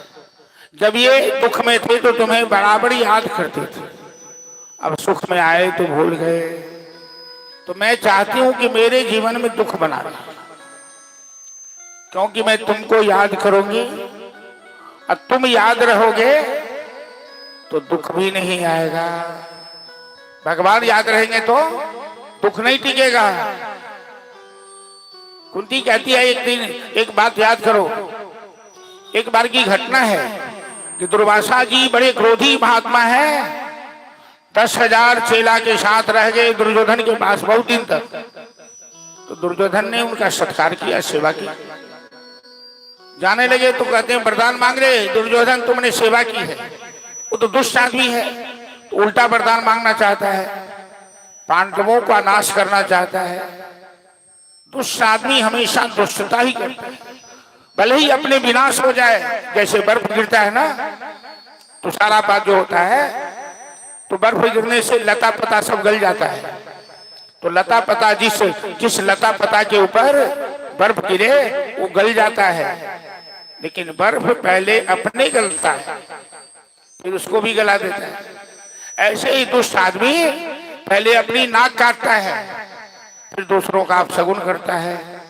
ये दुष्ट का स्वभाव है। तो दुर्योधन दुर्वासा जी से कोई अच्छा वरदान नहीं लिया। जाइए पांडवों के यहाँ। उस समय पांडव वनवासी हैं, भीख मांग के गुजर करते हैं। क्यों बेटा? 10-10 हजार आदमी के साथ जाएंगे, वो तो भीख मांग के खाता है, इनको खिला नहीं पाएगा, स्वागत नहीं कर पाएगा। दुर्वासा जी बड़े क्रोधी हैं, तुरंत शाप दे देंगे। और दुर्वासा जी शाप दे देंगे तो उनका अमंगल हो जाएगा। दुर्वासा जी तो समझ गए ये दुष्ट हमें क्यों भेजना चाहता है, तो वचन दिया है तो पालन तो करेंगे, लेकिन भगवान की का स्मरण करके। प्रभु मेरा स्वभाव आपने बड़ा खराब दे दिया है, तो देखना मेरे तिरछी नजरों से आपके भक्तों का कहीं अहित न हो जाए। आप अपने भक्तों को बचा लेना, मैं तो जा रहा हूं। दुर्वासा जी पहले भगवान को याद कर लिए और युधिष्ठिर को कहा हम भोजन करेंगे तेरे यहाँ। 10,000 शिष्य मेरे साथ आ, गंगा स्नान करके लौटते। कुंती रोने लगी, द्रौपदी रोने लगी, युधिष्ठिर महाराज रोने लगे। क्या होगा? 10-10 हजार आदमी को खिलाना कोई मामूली बात है? एक भी कुछ भी नहीं है आश्रम में। तो द्रौपदी भगवान को याद किया। हेलो, द्रौपदी भगवान को याद की कि विनती सुनो कृष्ण करुणा में, कृष्णा करे पुकार, हे कृष्ण करुणा में। आज मेरे द्वार पर दुर्वासा जी हजारों शिष्य लेकर आए, हम उनका स्वागत करेंगे तो हमारे पास कुछ है। भगवान को पुकारने लगी। भगवान वहां पहुंच गए और एक साग की पत्ती, सूर्य का दिया हुआ अक्षय पात्र है पांडवों के पास, जिसकी मर्यादा है कि द्रौपदी जब तक नहीं खाएगी तो लाखों आदमी को खिला सकती है, रसोई घटेगी नहीं। लेकिन द्रौपदी खा ले तो फिर वो पात्र काम नहीं करेगा, दूसरे दिन सूर्योदय के बाद ही काम करेगा। भगवान कहते तेरा अक्षय पाक कहा मैं तो भोजन कर चुकी हूं। अरे हमें दिखा कोई सखरा लगा है। द्रौपदी जैसी कुशल नारी बर्तन साफ करे, उसमें कहीं सखरा रह जाए, हो ही नहीं सकता। लेकिन भगवान ने अपने भक्त की लज्जा बचाने के लिए अपनी माया से उसमें एक साग की पत्ती उत्पन्न कर दिया और साग की पत्ती खा लिया। कहते हैं द्रौपदी तेरा काम हो गया। क्या हुआ? मेरा पेट भर गया। द्रौपदी कहती आपका पेट कैसे भरा? अरे अक्षय पात्र में एक साग की पत्ती थी। द्रौपदी रोने लगी। प्रभु मैं जानती हूं कि उस अक्षय पात्र में कुछ भी नहीं था, आप मेरी लज्जा बचाने आए हो तो कुछ भी कर सकते हो, तुम्हारी लीला तो बड़ी अद्भुत है। लेकिन दुर्वासा जी को क्या करेंगे? वो तो आते होंगे 10,000 चेला के साथ, मेरे घर में एक छदाम कुछ नहीं है। भगवान कहते हैं अरे दुर्वासा की चिंता छोड़, तू निश्चिंत रह। अरे जिसको भगवान पर भरोसा है, देखिए जरा ध्यान से सुनिए, कथा में आकर भी मोबाइल मत टीपिए। जिनको भगवान पर भरोसा है उनका काम कैसे होता है? भगवान कहते हैं कि तू निश्चिंत रह। तब तक दुर्वासा जी आ गए। दुर्वासा जी दूर से ही चिल्लाते हुए आ रहे हैं, युधिष्ठिर महाराज हम तेरे घर भोजन नहीं करेंगे। युधिष्ठिर पूछते हैं क्यों? तो भगवान की करके दुर्वासा जी गुरु चेला सबके पेट फुल्ली के बीमारी पैदा कर, सबके पेट फूल गए, वायु विकार बढ़ी। अब वायु विकार बढ़े तो सबके पेट अपना लगले, सबके हमारे पेट फाट जाए। अब उतर नींबू पानी आए की कहे पाचक कहाँ से लेते हैं? अरे हम तो एक गिलास पानियों नहीं पी सके महाराज। एक बार सुनलिए कि दरभंगा महाराज एगो भोज के तो चुन चुन कर नौ दरखिन जो बेसी खाए वाला सब खाए लगल खाना बंद बोले तो कहलखिन 5 रुपये रसगुल्ला जे खाए तो 10-20 आदमी खेल गए। फिर कमल तो कहल 10 रुपये रसगुल्ला, फिर 2-4-5 आदमी बढ़ 50 रुपये रसगुल्ला, 100 रुपया जाए तो एक आदमी बचले। वो 100 रुपये रसगुल्ला महाराज को दरखिन उस जमाना के बाद वो आदमी रसगुल्ला खाए वाला रसगुल्ला खाते खाते उतने खस पड़ मौर की स्थिति वो रुपया के लोग तो डॉक्टरों रखने रहते डॉक्टर घर के टेबलेट खा लीजिए तुरंत रसगुल्ला पच जाएगा। तो आदमी कहल के कि टेबलेट के जगह जो रही वो रसगुल्ले खैतूने जो 100 रुपया भेटे हमारा पेट में टेबलेटों की जगह नहीं। दुर्वासा जी के पेट में टेबलेटों की जगह नहीं छन भगवान बोल द्वारकाधीश भगवान की जय। चलिए हम लोग एक भजन श्रवण करें, सुनाइए भाई जो आप लोगों को अच्छा लगे भजन सुनाइए। थोड़ा हमको रेस्ट करने दिए कि बाजा हमको थका दिया। दुर्वासा जी क्या थक के आए हमको भी थका दिया। Hello hello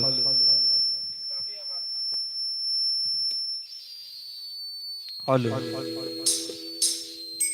Shri Radhe hello hello Radhe echo डालिए थोड़ा। श्री राधे राधे श्री राधे राधे हेलो हेलो बोल सियावर रामचंद्र की जय। सीताराम सीताराम सीताराम कहिए जाहि विधि राखे राम ताहि विधि रही। सीताराम सीताराम सीताराम कहिए जाहि विधि राखे राम ताहि विधि रही। सीताराम सीताराम सीताराम कहिए ताहि विधि राखे राम ताहि विधि रहिए। सीताराम सीताराम सीताराम कहिए जाहि विधि राखे राम ताहि विधि रहिए।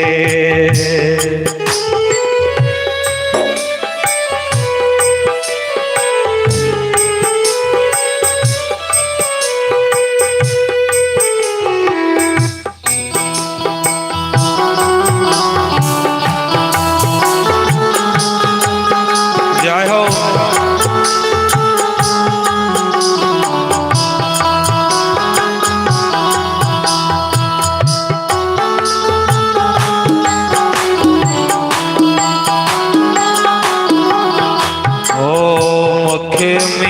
राम नाम राम से बहात में मुख में हो राम नाम राम से बहात में मुख में हो राम नाम हो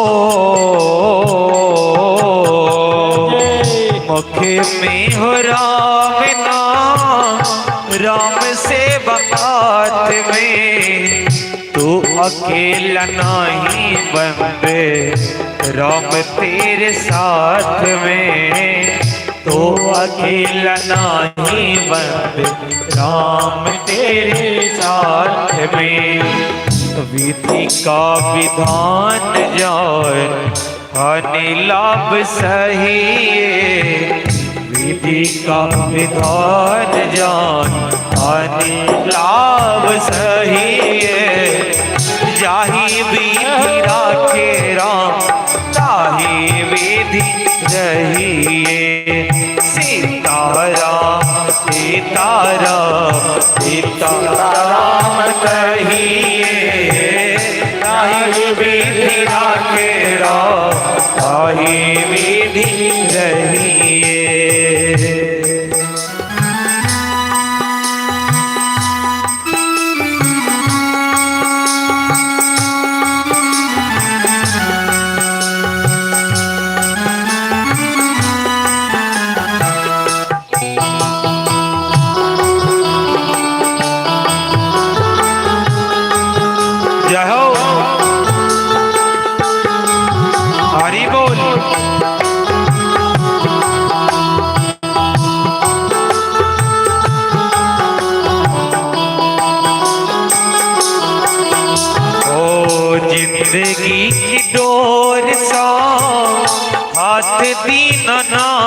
पे, जिंदगी की डोर सौ हाथ दीनानाथ पे, जिंदगी की डोर सौ हो,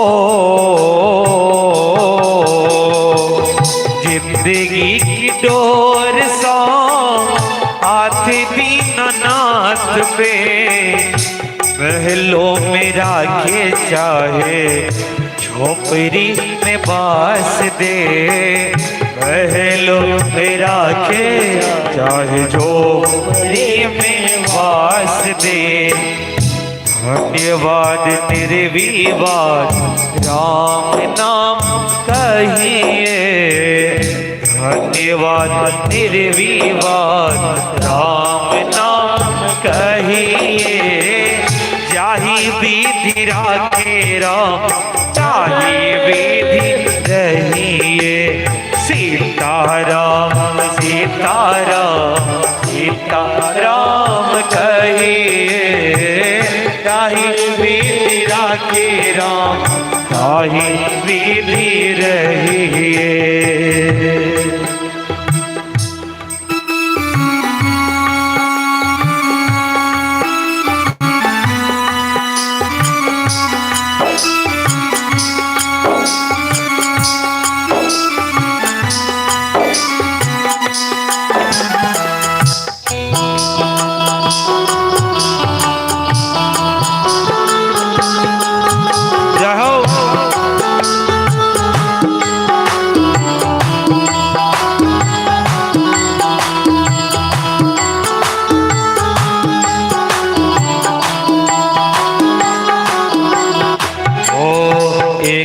आस राम जी से दूजी आस छोड़ दे, एक आस राम जी से दूजी आस छोड़ दे, एक आस राम जी से हो,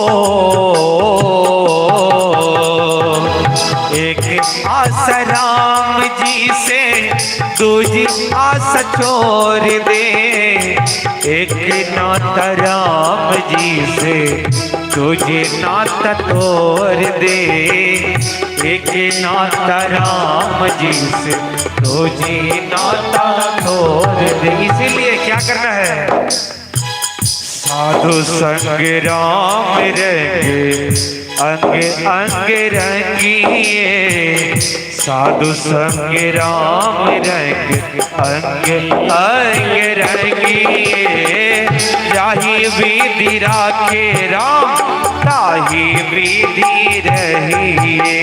सीताराम सीताराम सीताराम कहिए, जाहि विधि राखे राम ताहि विधि रहिए। सीताराम सीताराम सीताराम कहिए, ताहि विधि राखे राम ताहि विधि रहिए, जाहि विधि राखे राम ताहि विधि रहिए, जाहि विधि राखे राम ताहि विधि रहिए। श्री राम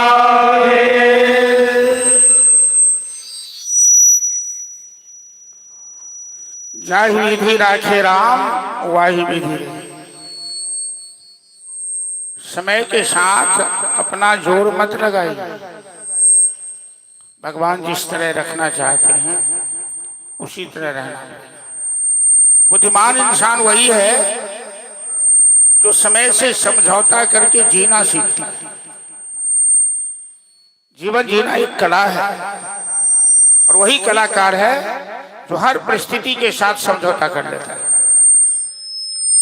यदि परिस्थिति से उलझने लगता है तो आदमी टूट जाता है। ये भगवान की कृपा हो। कुंती को भगवान ने वरदान दिया, फिर आगे बढ़े, कुरुक्षेत्र मैदान की ओर जाने लगे, क्योंकि भीष्म पितामह महीनों से कुरुक्षेत्र मैदान में बाण के ऊपर सो रहे।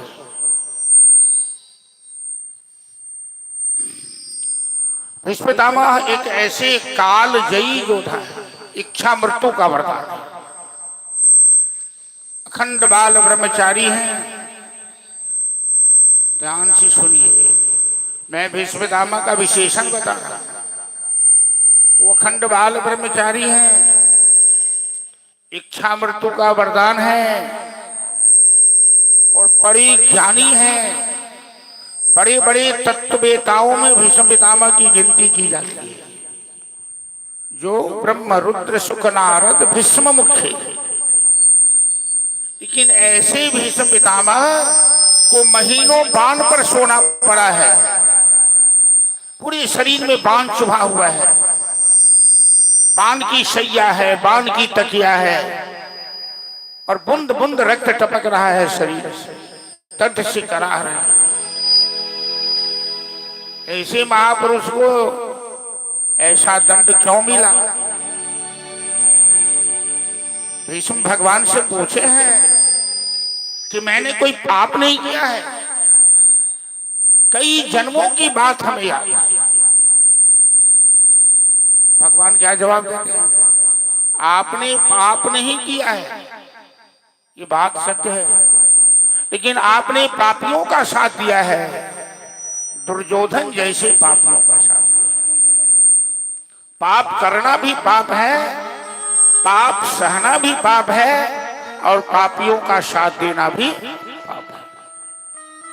उसी का दंड आपको मिला। द्रौपदी चिल्ला चिल्ला के कह रही थी, दादा दादा मेरी रक्षा करो, रक्षा करो। और आपने सर झुका लिया, मैं इसका नमक खाया हूं, ये नहीं खाया हूं। ऐसा नमक अन्न किस काम का है? सभा के बीच कबला की साड़ी कोई खींच रहा है और सामर्थ्य रहते हुए जो व्यक्ति नपुंसक की तरह चुपचाप रह जाए, उसे आप ही जैसा दंड मिलता है जैसा आपको मिल रहा है। भगवान ने भीष्म को फटकारा। आज भगवान भीष्म के पास जा क्यों रहे हैं? जरा इस बात पर ध्यान दीजिए। महाभारत की लड़ाई कितने दिन हुई? 18 दिन। 18 अक्षौहिणी सेना भगवान ने दी। महाभारत के ग्रंथ में 18 पर्व हैं और लड़ाई शुरू होने से पहले भगवान ने अर्जुन को 1 घंटा में गीता का उपदेश किया, जिसमें 18 अध्याय। शुरू की लड़ाई में भीष्म पितामह सेनापति थे। 10 दिन तक भीष्म पितामह सेनापति रहे, 10वें दिन गिरे। 6ठे दिन की लड़ाई में शकुनी ने दुर्योधन से कहा, भांजा ये भीष्म बेईमानी कर रहा है, क्योंकि महाभारत की जड़ तो मामा शकुनी ही है।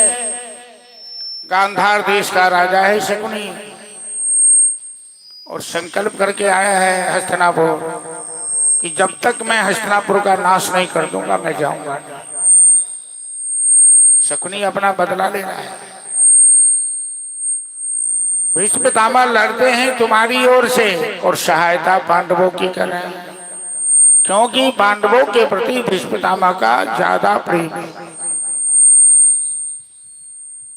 दुर्योधन बिना सोचे विचारे भीष्म के ऊपर दोष लगा।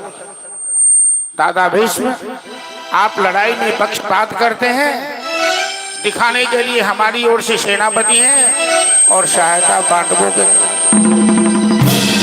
क्योंकि आप जैसे योद्धा के रहते मेरी सेना की हार हो रही है और पांडव की सेना जीत रही है।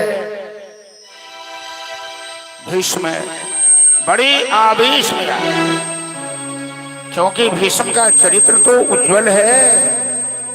कलंक लग गया, कहते मूर्ख दुर्योधन, पापी दुर्योधन, तू शुक्र मना कि तू धृतराष्ट्र का पुत्र है और मैंने कसम खा रखी है हस्तिनापुर के खिलाफ मैं तलवार नहीं उठा सकता, वरना आज तो जिंदा नहीं रहता मेरे हाथ से। पापी, तू महाभारत में जीतने की बात करता है। अरे पांडव धर्मात्मा है, और वासुदेव कृष्ण पांडव के साथ हैं।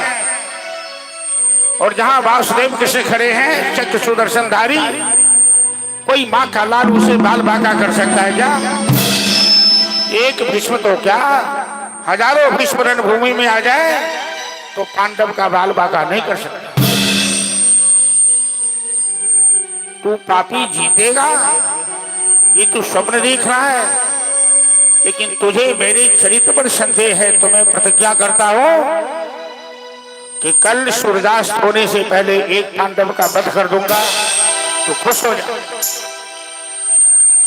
यही तो दुर्योधन चाहता था, शकुनी चाहता था।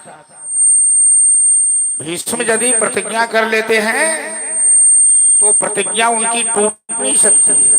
भीष्म प्रतिज्ञा नाम है। अब कौरव के दल में सभी जश्न मनाने लगे कि कल तो फैसला हो जाएगा महाभारत। पांडवों में संकल्प है पांचों भाई के बीच कि 5 पांडव एक ही दिन मरेंगे। जब भी मरे, एक मरेगा तो बाकी भी मर जाए। तो यदि भीष्म एक पांडव को मारते हैं तो बाकी चारों ऐसे ही मर जाए। तो भीष्म पितामह प्रतिज्ञा तो कर ली है। अब बड़ी यहां आश्चर्य की बात है, एक तरफ भीष्म को नींद नहीं आ रही। भीष्म क्या सोच रहे हैं? रात में भीष्म समाधि लगाते थे, भगवान का स्मरण करते थे। तो आज स्मरण करते हुए सोच रहे हैं कि प्रभु क्या होने वाला है? अरे कल यदि पांडव मर गया तो अनर्थ हो जाएगा। ये कहावत बदल जाएगी कि धर्म की जीत होती है। यदि पांडव मरा तो धर्म की हार हो जाएगी, और कौरव जीता तो अधर्म की जीत हो जाएगी, अनर्थ हो जाएगा। इस तरह से भगवान भीष्म पितामह भगवान को याद करने लगे। और भगवान की प्रतिज्ञा है कि मेरे भक्तों का कोई नाश नहीं कर सकता। नौमे भक्त प्रणश्यति। उत्तरी 12 बजे रात में श्री कृष्ण अर्जुन के पास, अर्जुन आराम की नींद सो रहा है, खर्राटे ले रहा। अर्जुन को जगाया। भगवान कहते हे मूर्ख, अरे कल तू मरने वाला है, आज आराम की नींद सो रहा है, तुझे कोई चिंता है कि नहीं? तो अर्जुन पूछते हैं कौन मारेंगे हमें? अरे भीष्म ने प्रतिज्ञा की है, तुझे मालूम है? तो पांडव के दल में भीष्म से लड़ने वाला कोई और योद्धा है क्या तुम्हारे अलावा?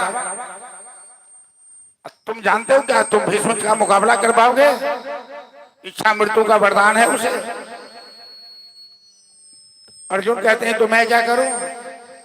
अरे मूर्ख है का, तुझे कल फांसी मिलने वाली है तो अपने बचने के लिए कुछ सोचेगा कि नहीं?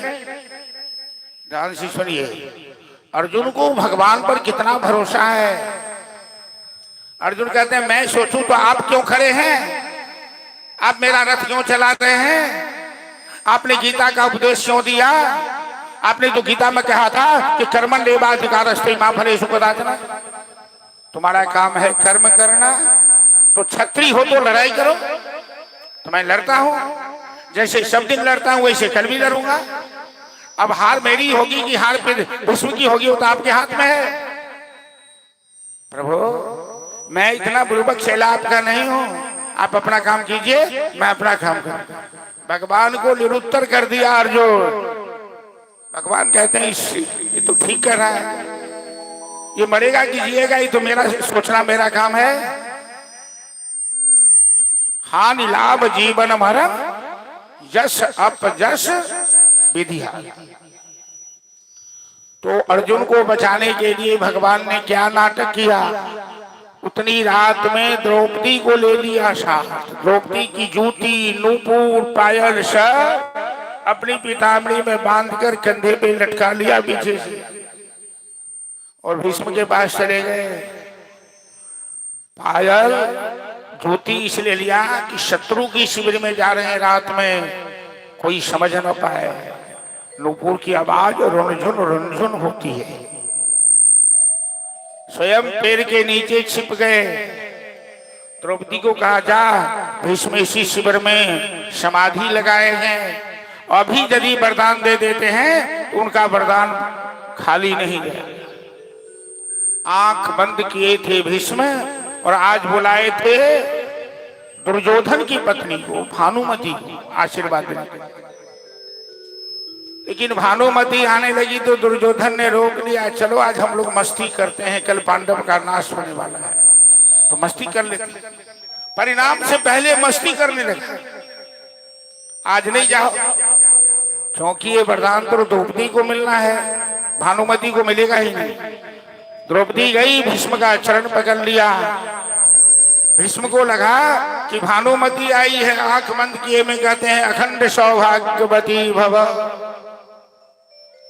द्रौपदी कहती है दादा आंखें खोलो, आंखें खोलिए। आपने दिन में प्रतिज्ञा की है हमें विधवा बनाने की, अभी आपने वरदान दिया अखंड सौभाग्यवती होने का, क्या सही होगा, आपका वरदान या आपकी प्रतिज्ञा? भीष्म कहते हैं तुम हो कौन? मैं द्रौपदी हूं, आपकी कुल की वधू। अरे मैं तो भानुमति को बुलाया था, तू इतनी रात को कैसे आ गई शत्रु के शिविर में, तुझे डर नहीं लगा? द्रौपदी कहती है मैं तो ग्वाला के साथ आई हूं। ग्वाला के साथ? अच्छा, 1 बजे रात में ग्वाला किसी घर दूध देने जाता है क्या? अच्छा, ये कौन ग्वाला तेरे पास है? वो काली कमली वाला, वो मुरली वाला, वो छलिया। मैं उससे पूछूंगा कि मेरे साथ ऐसा छल क्यों किया। भीष्म निकल के चले। देखते हैं भगवान चोर की तरह पैर के नीचे दुबक कर बैठे। भीष्म चरण पकड़ के रोने लगे, प्रभु ये आपने क्या किया? मैंने द्रौपदी को वरदान दे दिया और दिन में मैंने प्रतिज्ञा कर ली, अब तो मैं दलदल में फंस गया हूं, क्या हो? भगवान मुस्कुराते हुए कहते हैं आप कुरुवंशियों की आदत है प्रतिज्ञा करने की। पूरे महाभारत में सबने प्रतिज्ञा ही की है ना। अर्जुन की प्रतिज्ञा, भीष्म की प्रतिज्ञा, गांधार नरेश शकुनी की प्रतिज्ञा, गांधारी की प्रतिज्ञा कि मैं आंख पे पट्टी लगाऊंगी। आंख पे पट्टी तो लगाई, बुद्धि पर भी पट्टी लगाई। धृतराष्ट्र आंख से तो अंधा था, बुद्धि में भी मोतियाबिंद की बीमारी हो गई थी, उसे दिखाई नहीं दे रहा था कि मेरा बेटा क्या कर रहा है। तो भीष्म कहते हैं अब बताइए कि मेरा क्या होगा। भगवान पूछते हैं आप बताइए क्या चाहते हैं? पांडवों की हार, कौरव की जीत? भीष्म कहते हैं नहीं नहीं, ये मैं कभी नहीं सोचता। पांडव की हार होगी तो अनर्थ हो जाएगा, धरती अनाथ हो जाएगी। तो फिर आपने प्रतिज्ञा क्यों की पांडव को मारने की? तो भीष्म कहते हैं मैंने आपके भरोसे प्रतिज्ञा कर ली है। मेरे भरोसे मैं आपको सहायता करूंगा पांडव के मारने में? आपने सोचा कैसे? नहीं नहीं, आप नहीं मारने देंगे पांडव को। मेरी प्रतिज्ञा टूट जाए तो टूट जाए, मेरी बदनामी हो, मेरे सर पे 1000 बदनामी लग जाए। मैंने आपके भरोसे प्रतिज्ञा की है। मेरा दिल स्वीकार नहीं करता कि पांडवों का अमंगल हो। पांडव धर्मात्मा है इसीलिए।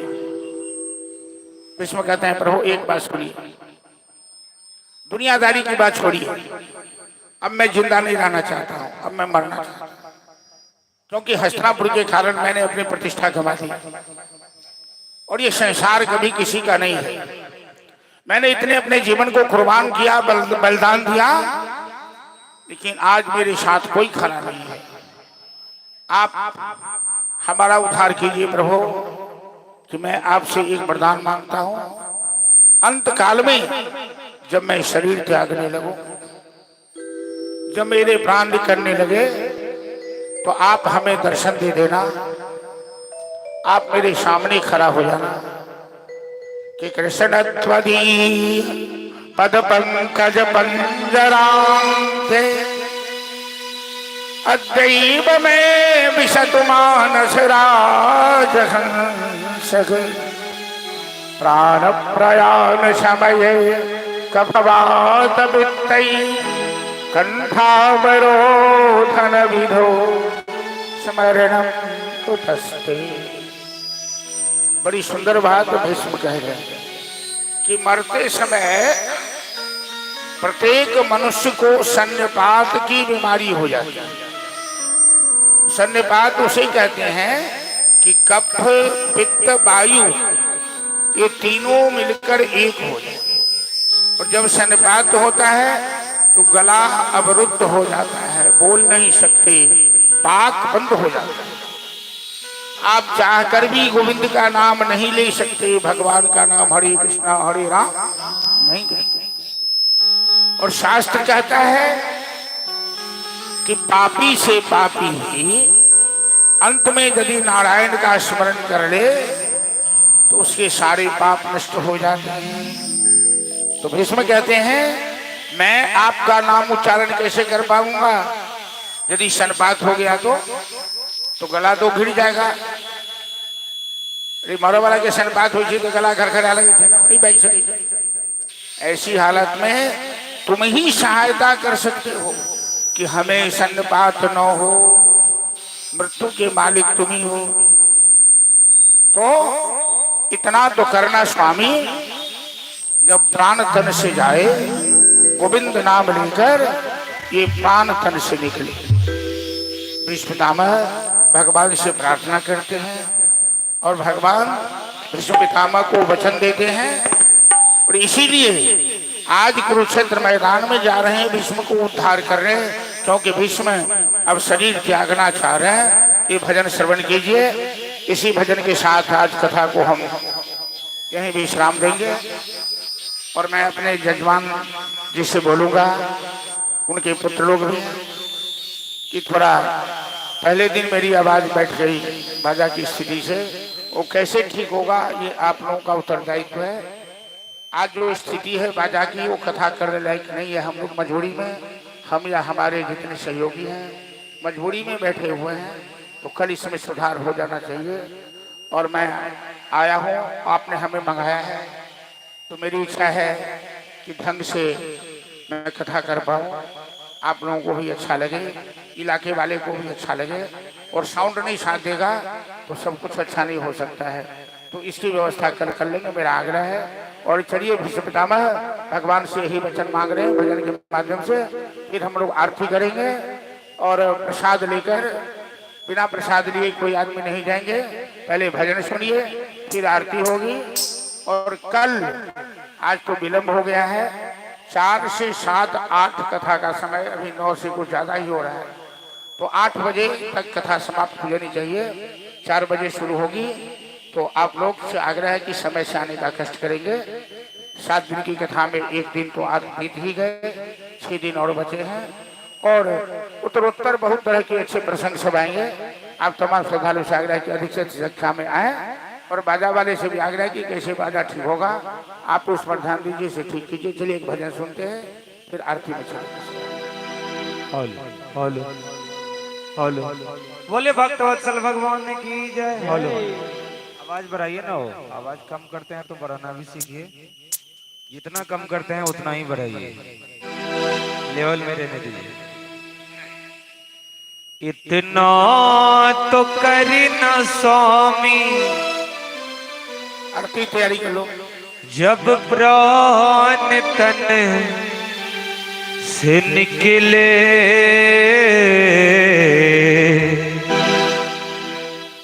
गोविंद नाम लेकर यह प्राण तन से निकले। इतना तो करी न स्वामी, जब प्राण तन से निकले गोविंद नाम लेकर यह प्राण तन से निकले। इतना तो करी न स्वामी, जब प्राण तन से निकले गोविंद नाम लेकर यह प्राण तन से निकले। ये तेरा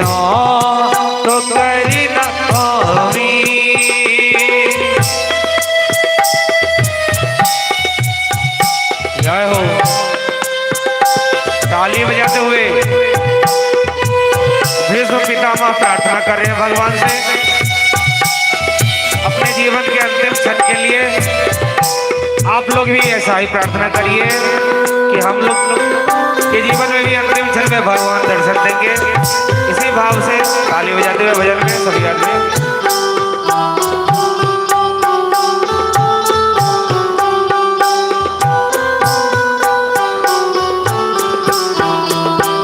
श्री गंगा जी का तट हो, यमुना का बंसी बट हो। श्री गंगा जी का तट हो, यमुना का बंसी बट हो। श्री गंगा जी का तट हो, यमुना का बंसी बट हो। श्री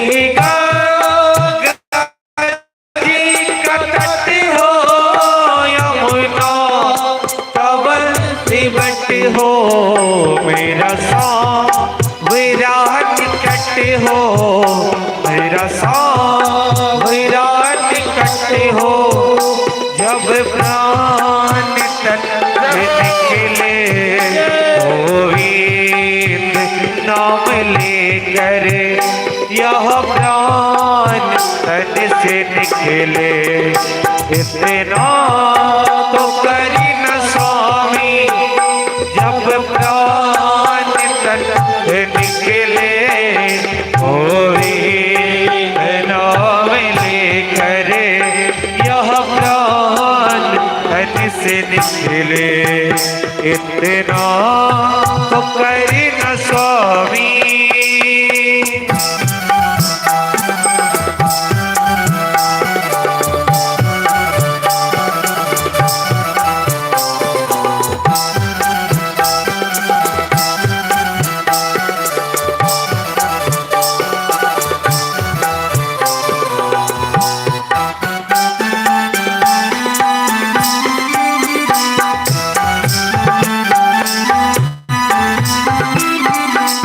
पीतांबरी कसी हो, छवि मन ये बसी हो।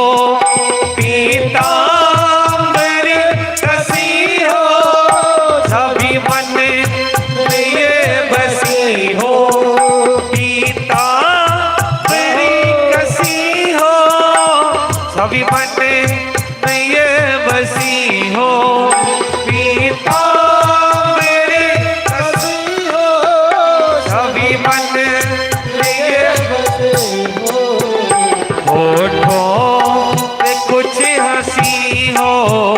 होठों पे कुछ हंसी हो, जब प्राण तन निकले गोविंद नाम लेकर, यह प्राण तन से निकले।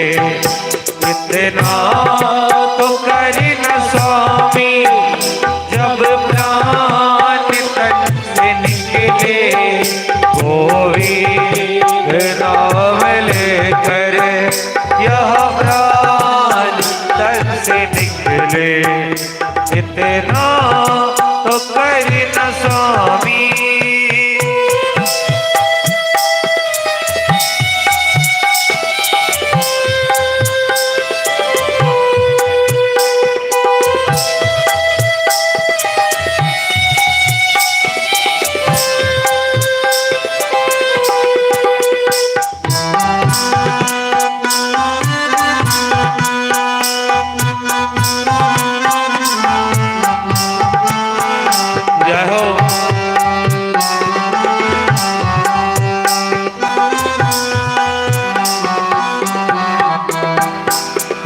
भक्त की है अर्जी, खुद गर्ज की है गर्जी। एक भक्त की है अर्जी, खुद गर्ज की है गर्जी। एक भक्त की है अर्जी, खुद गर्ज की है गर्जी। एक भक्त की है अर्जी, खुद गर्ज की है गर्जी। जी आगे तुम्हारी मर्जी, आगे तुम्हारी मर्जी। जब प्राण तक निकले तो भी नाम लेकर, यह प्राण तन से निकले कोई देना तो करी न स्वामी। जब प्राण तन से निकले तो भी नाम लेकर, यह प्राण तन से निकले।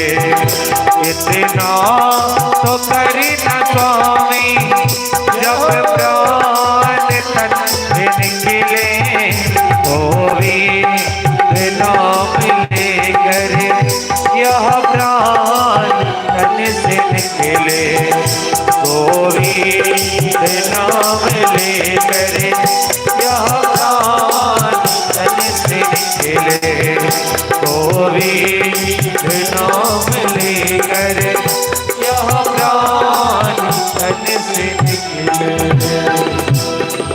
जय जय श्री राम। इस तरह से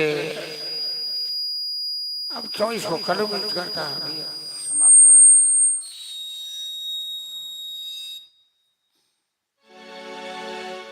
रहने तो भूल कर काम आ जाएगा। विष्णु ने भगवान से वचन लिया था और वचन पालन करते हुए भगवान आज भीष्म को दर्शन देने जा रहे हैं। और 7 दिन की कथा में हम लोगों की भी कुछ न कुछ प्रतिज्ञा करनी है। तो भीष्म ने भगवान से यही वचन मांगा, अंत काल में आपका दर्शन हो, आपका नाम स्मरण हो। प्रत्येक मनुष्य रोज मरता है, रोज जन्म लेता है, रात में सोता है तो मरता है, सवेरे जगता है तो दूसरा जन्म होता है। तो सोते समय सभी आदमी जितने श्रद्धालु यहाँ उपस्थित हैं, जहां तक आवाज जा रही है, जिनके कानों तक, तो बिस्तर पर सोने जाइए तो भगवान का नाम स्मरण करते हुए, उनका ध्यान करते हुए तब सोइए। नाम लेते हुए सो जाइएगा, सीधे नहीं कि आधा किलो के बदले 1 किलो खा लिया और बिस्तर पर जाकर सीधे खर्राटे लेने लगे। तो नींद आने से पहले भगवान का नाम स्मरण करते हुए सो जाइए। पूरी रात भजन में ही काउंट हो जाएगी, गिनती हो जाएगी। और सवेरे जगिए तो भगवान का ध्यान करते हुए ही दूसरे काम में हाथ लगाइए। तो आज मन में ये भाव रखिए कि सोते समय प्रतिदिन भगवान का नाम कम से कम 108 बार श्री कृष्ण गोविंद हरे मुरारे हे नाथ नारायण वासुदेवा, इस मंत्र का जाप करके सोना है। आज की कथा में यही संकल्प लीजिए सभी आदमी। और यदि तुलसी पात की सुविधा किन्हीं के पास हो, बाकी तो यजमान जी सारे काम कर रहे हैं। और आपके घर पर यदि फूल की भी सुविधा हो, क्योंकि बाजार से जो फूल खरीदा के आता है वो फूल ताजा नहीं रहता है, बासी रहता है, कलकत्ता से आता है, कब आता है, कैसे। तो फूल की सुविधा हो तो अपने बच्चों द्वारा स्वयं भी सवेर में प्रातःकाल पूजा के समय यहाँ भेज देंगे, जिनके पास फूल की सुविधा हो। और तुलसी पात शाम में कथा के समय लाइएगा।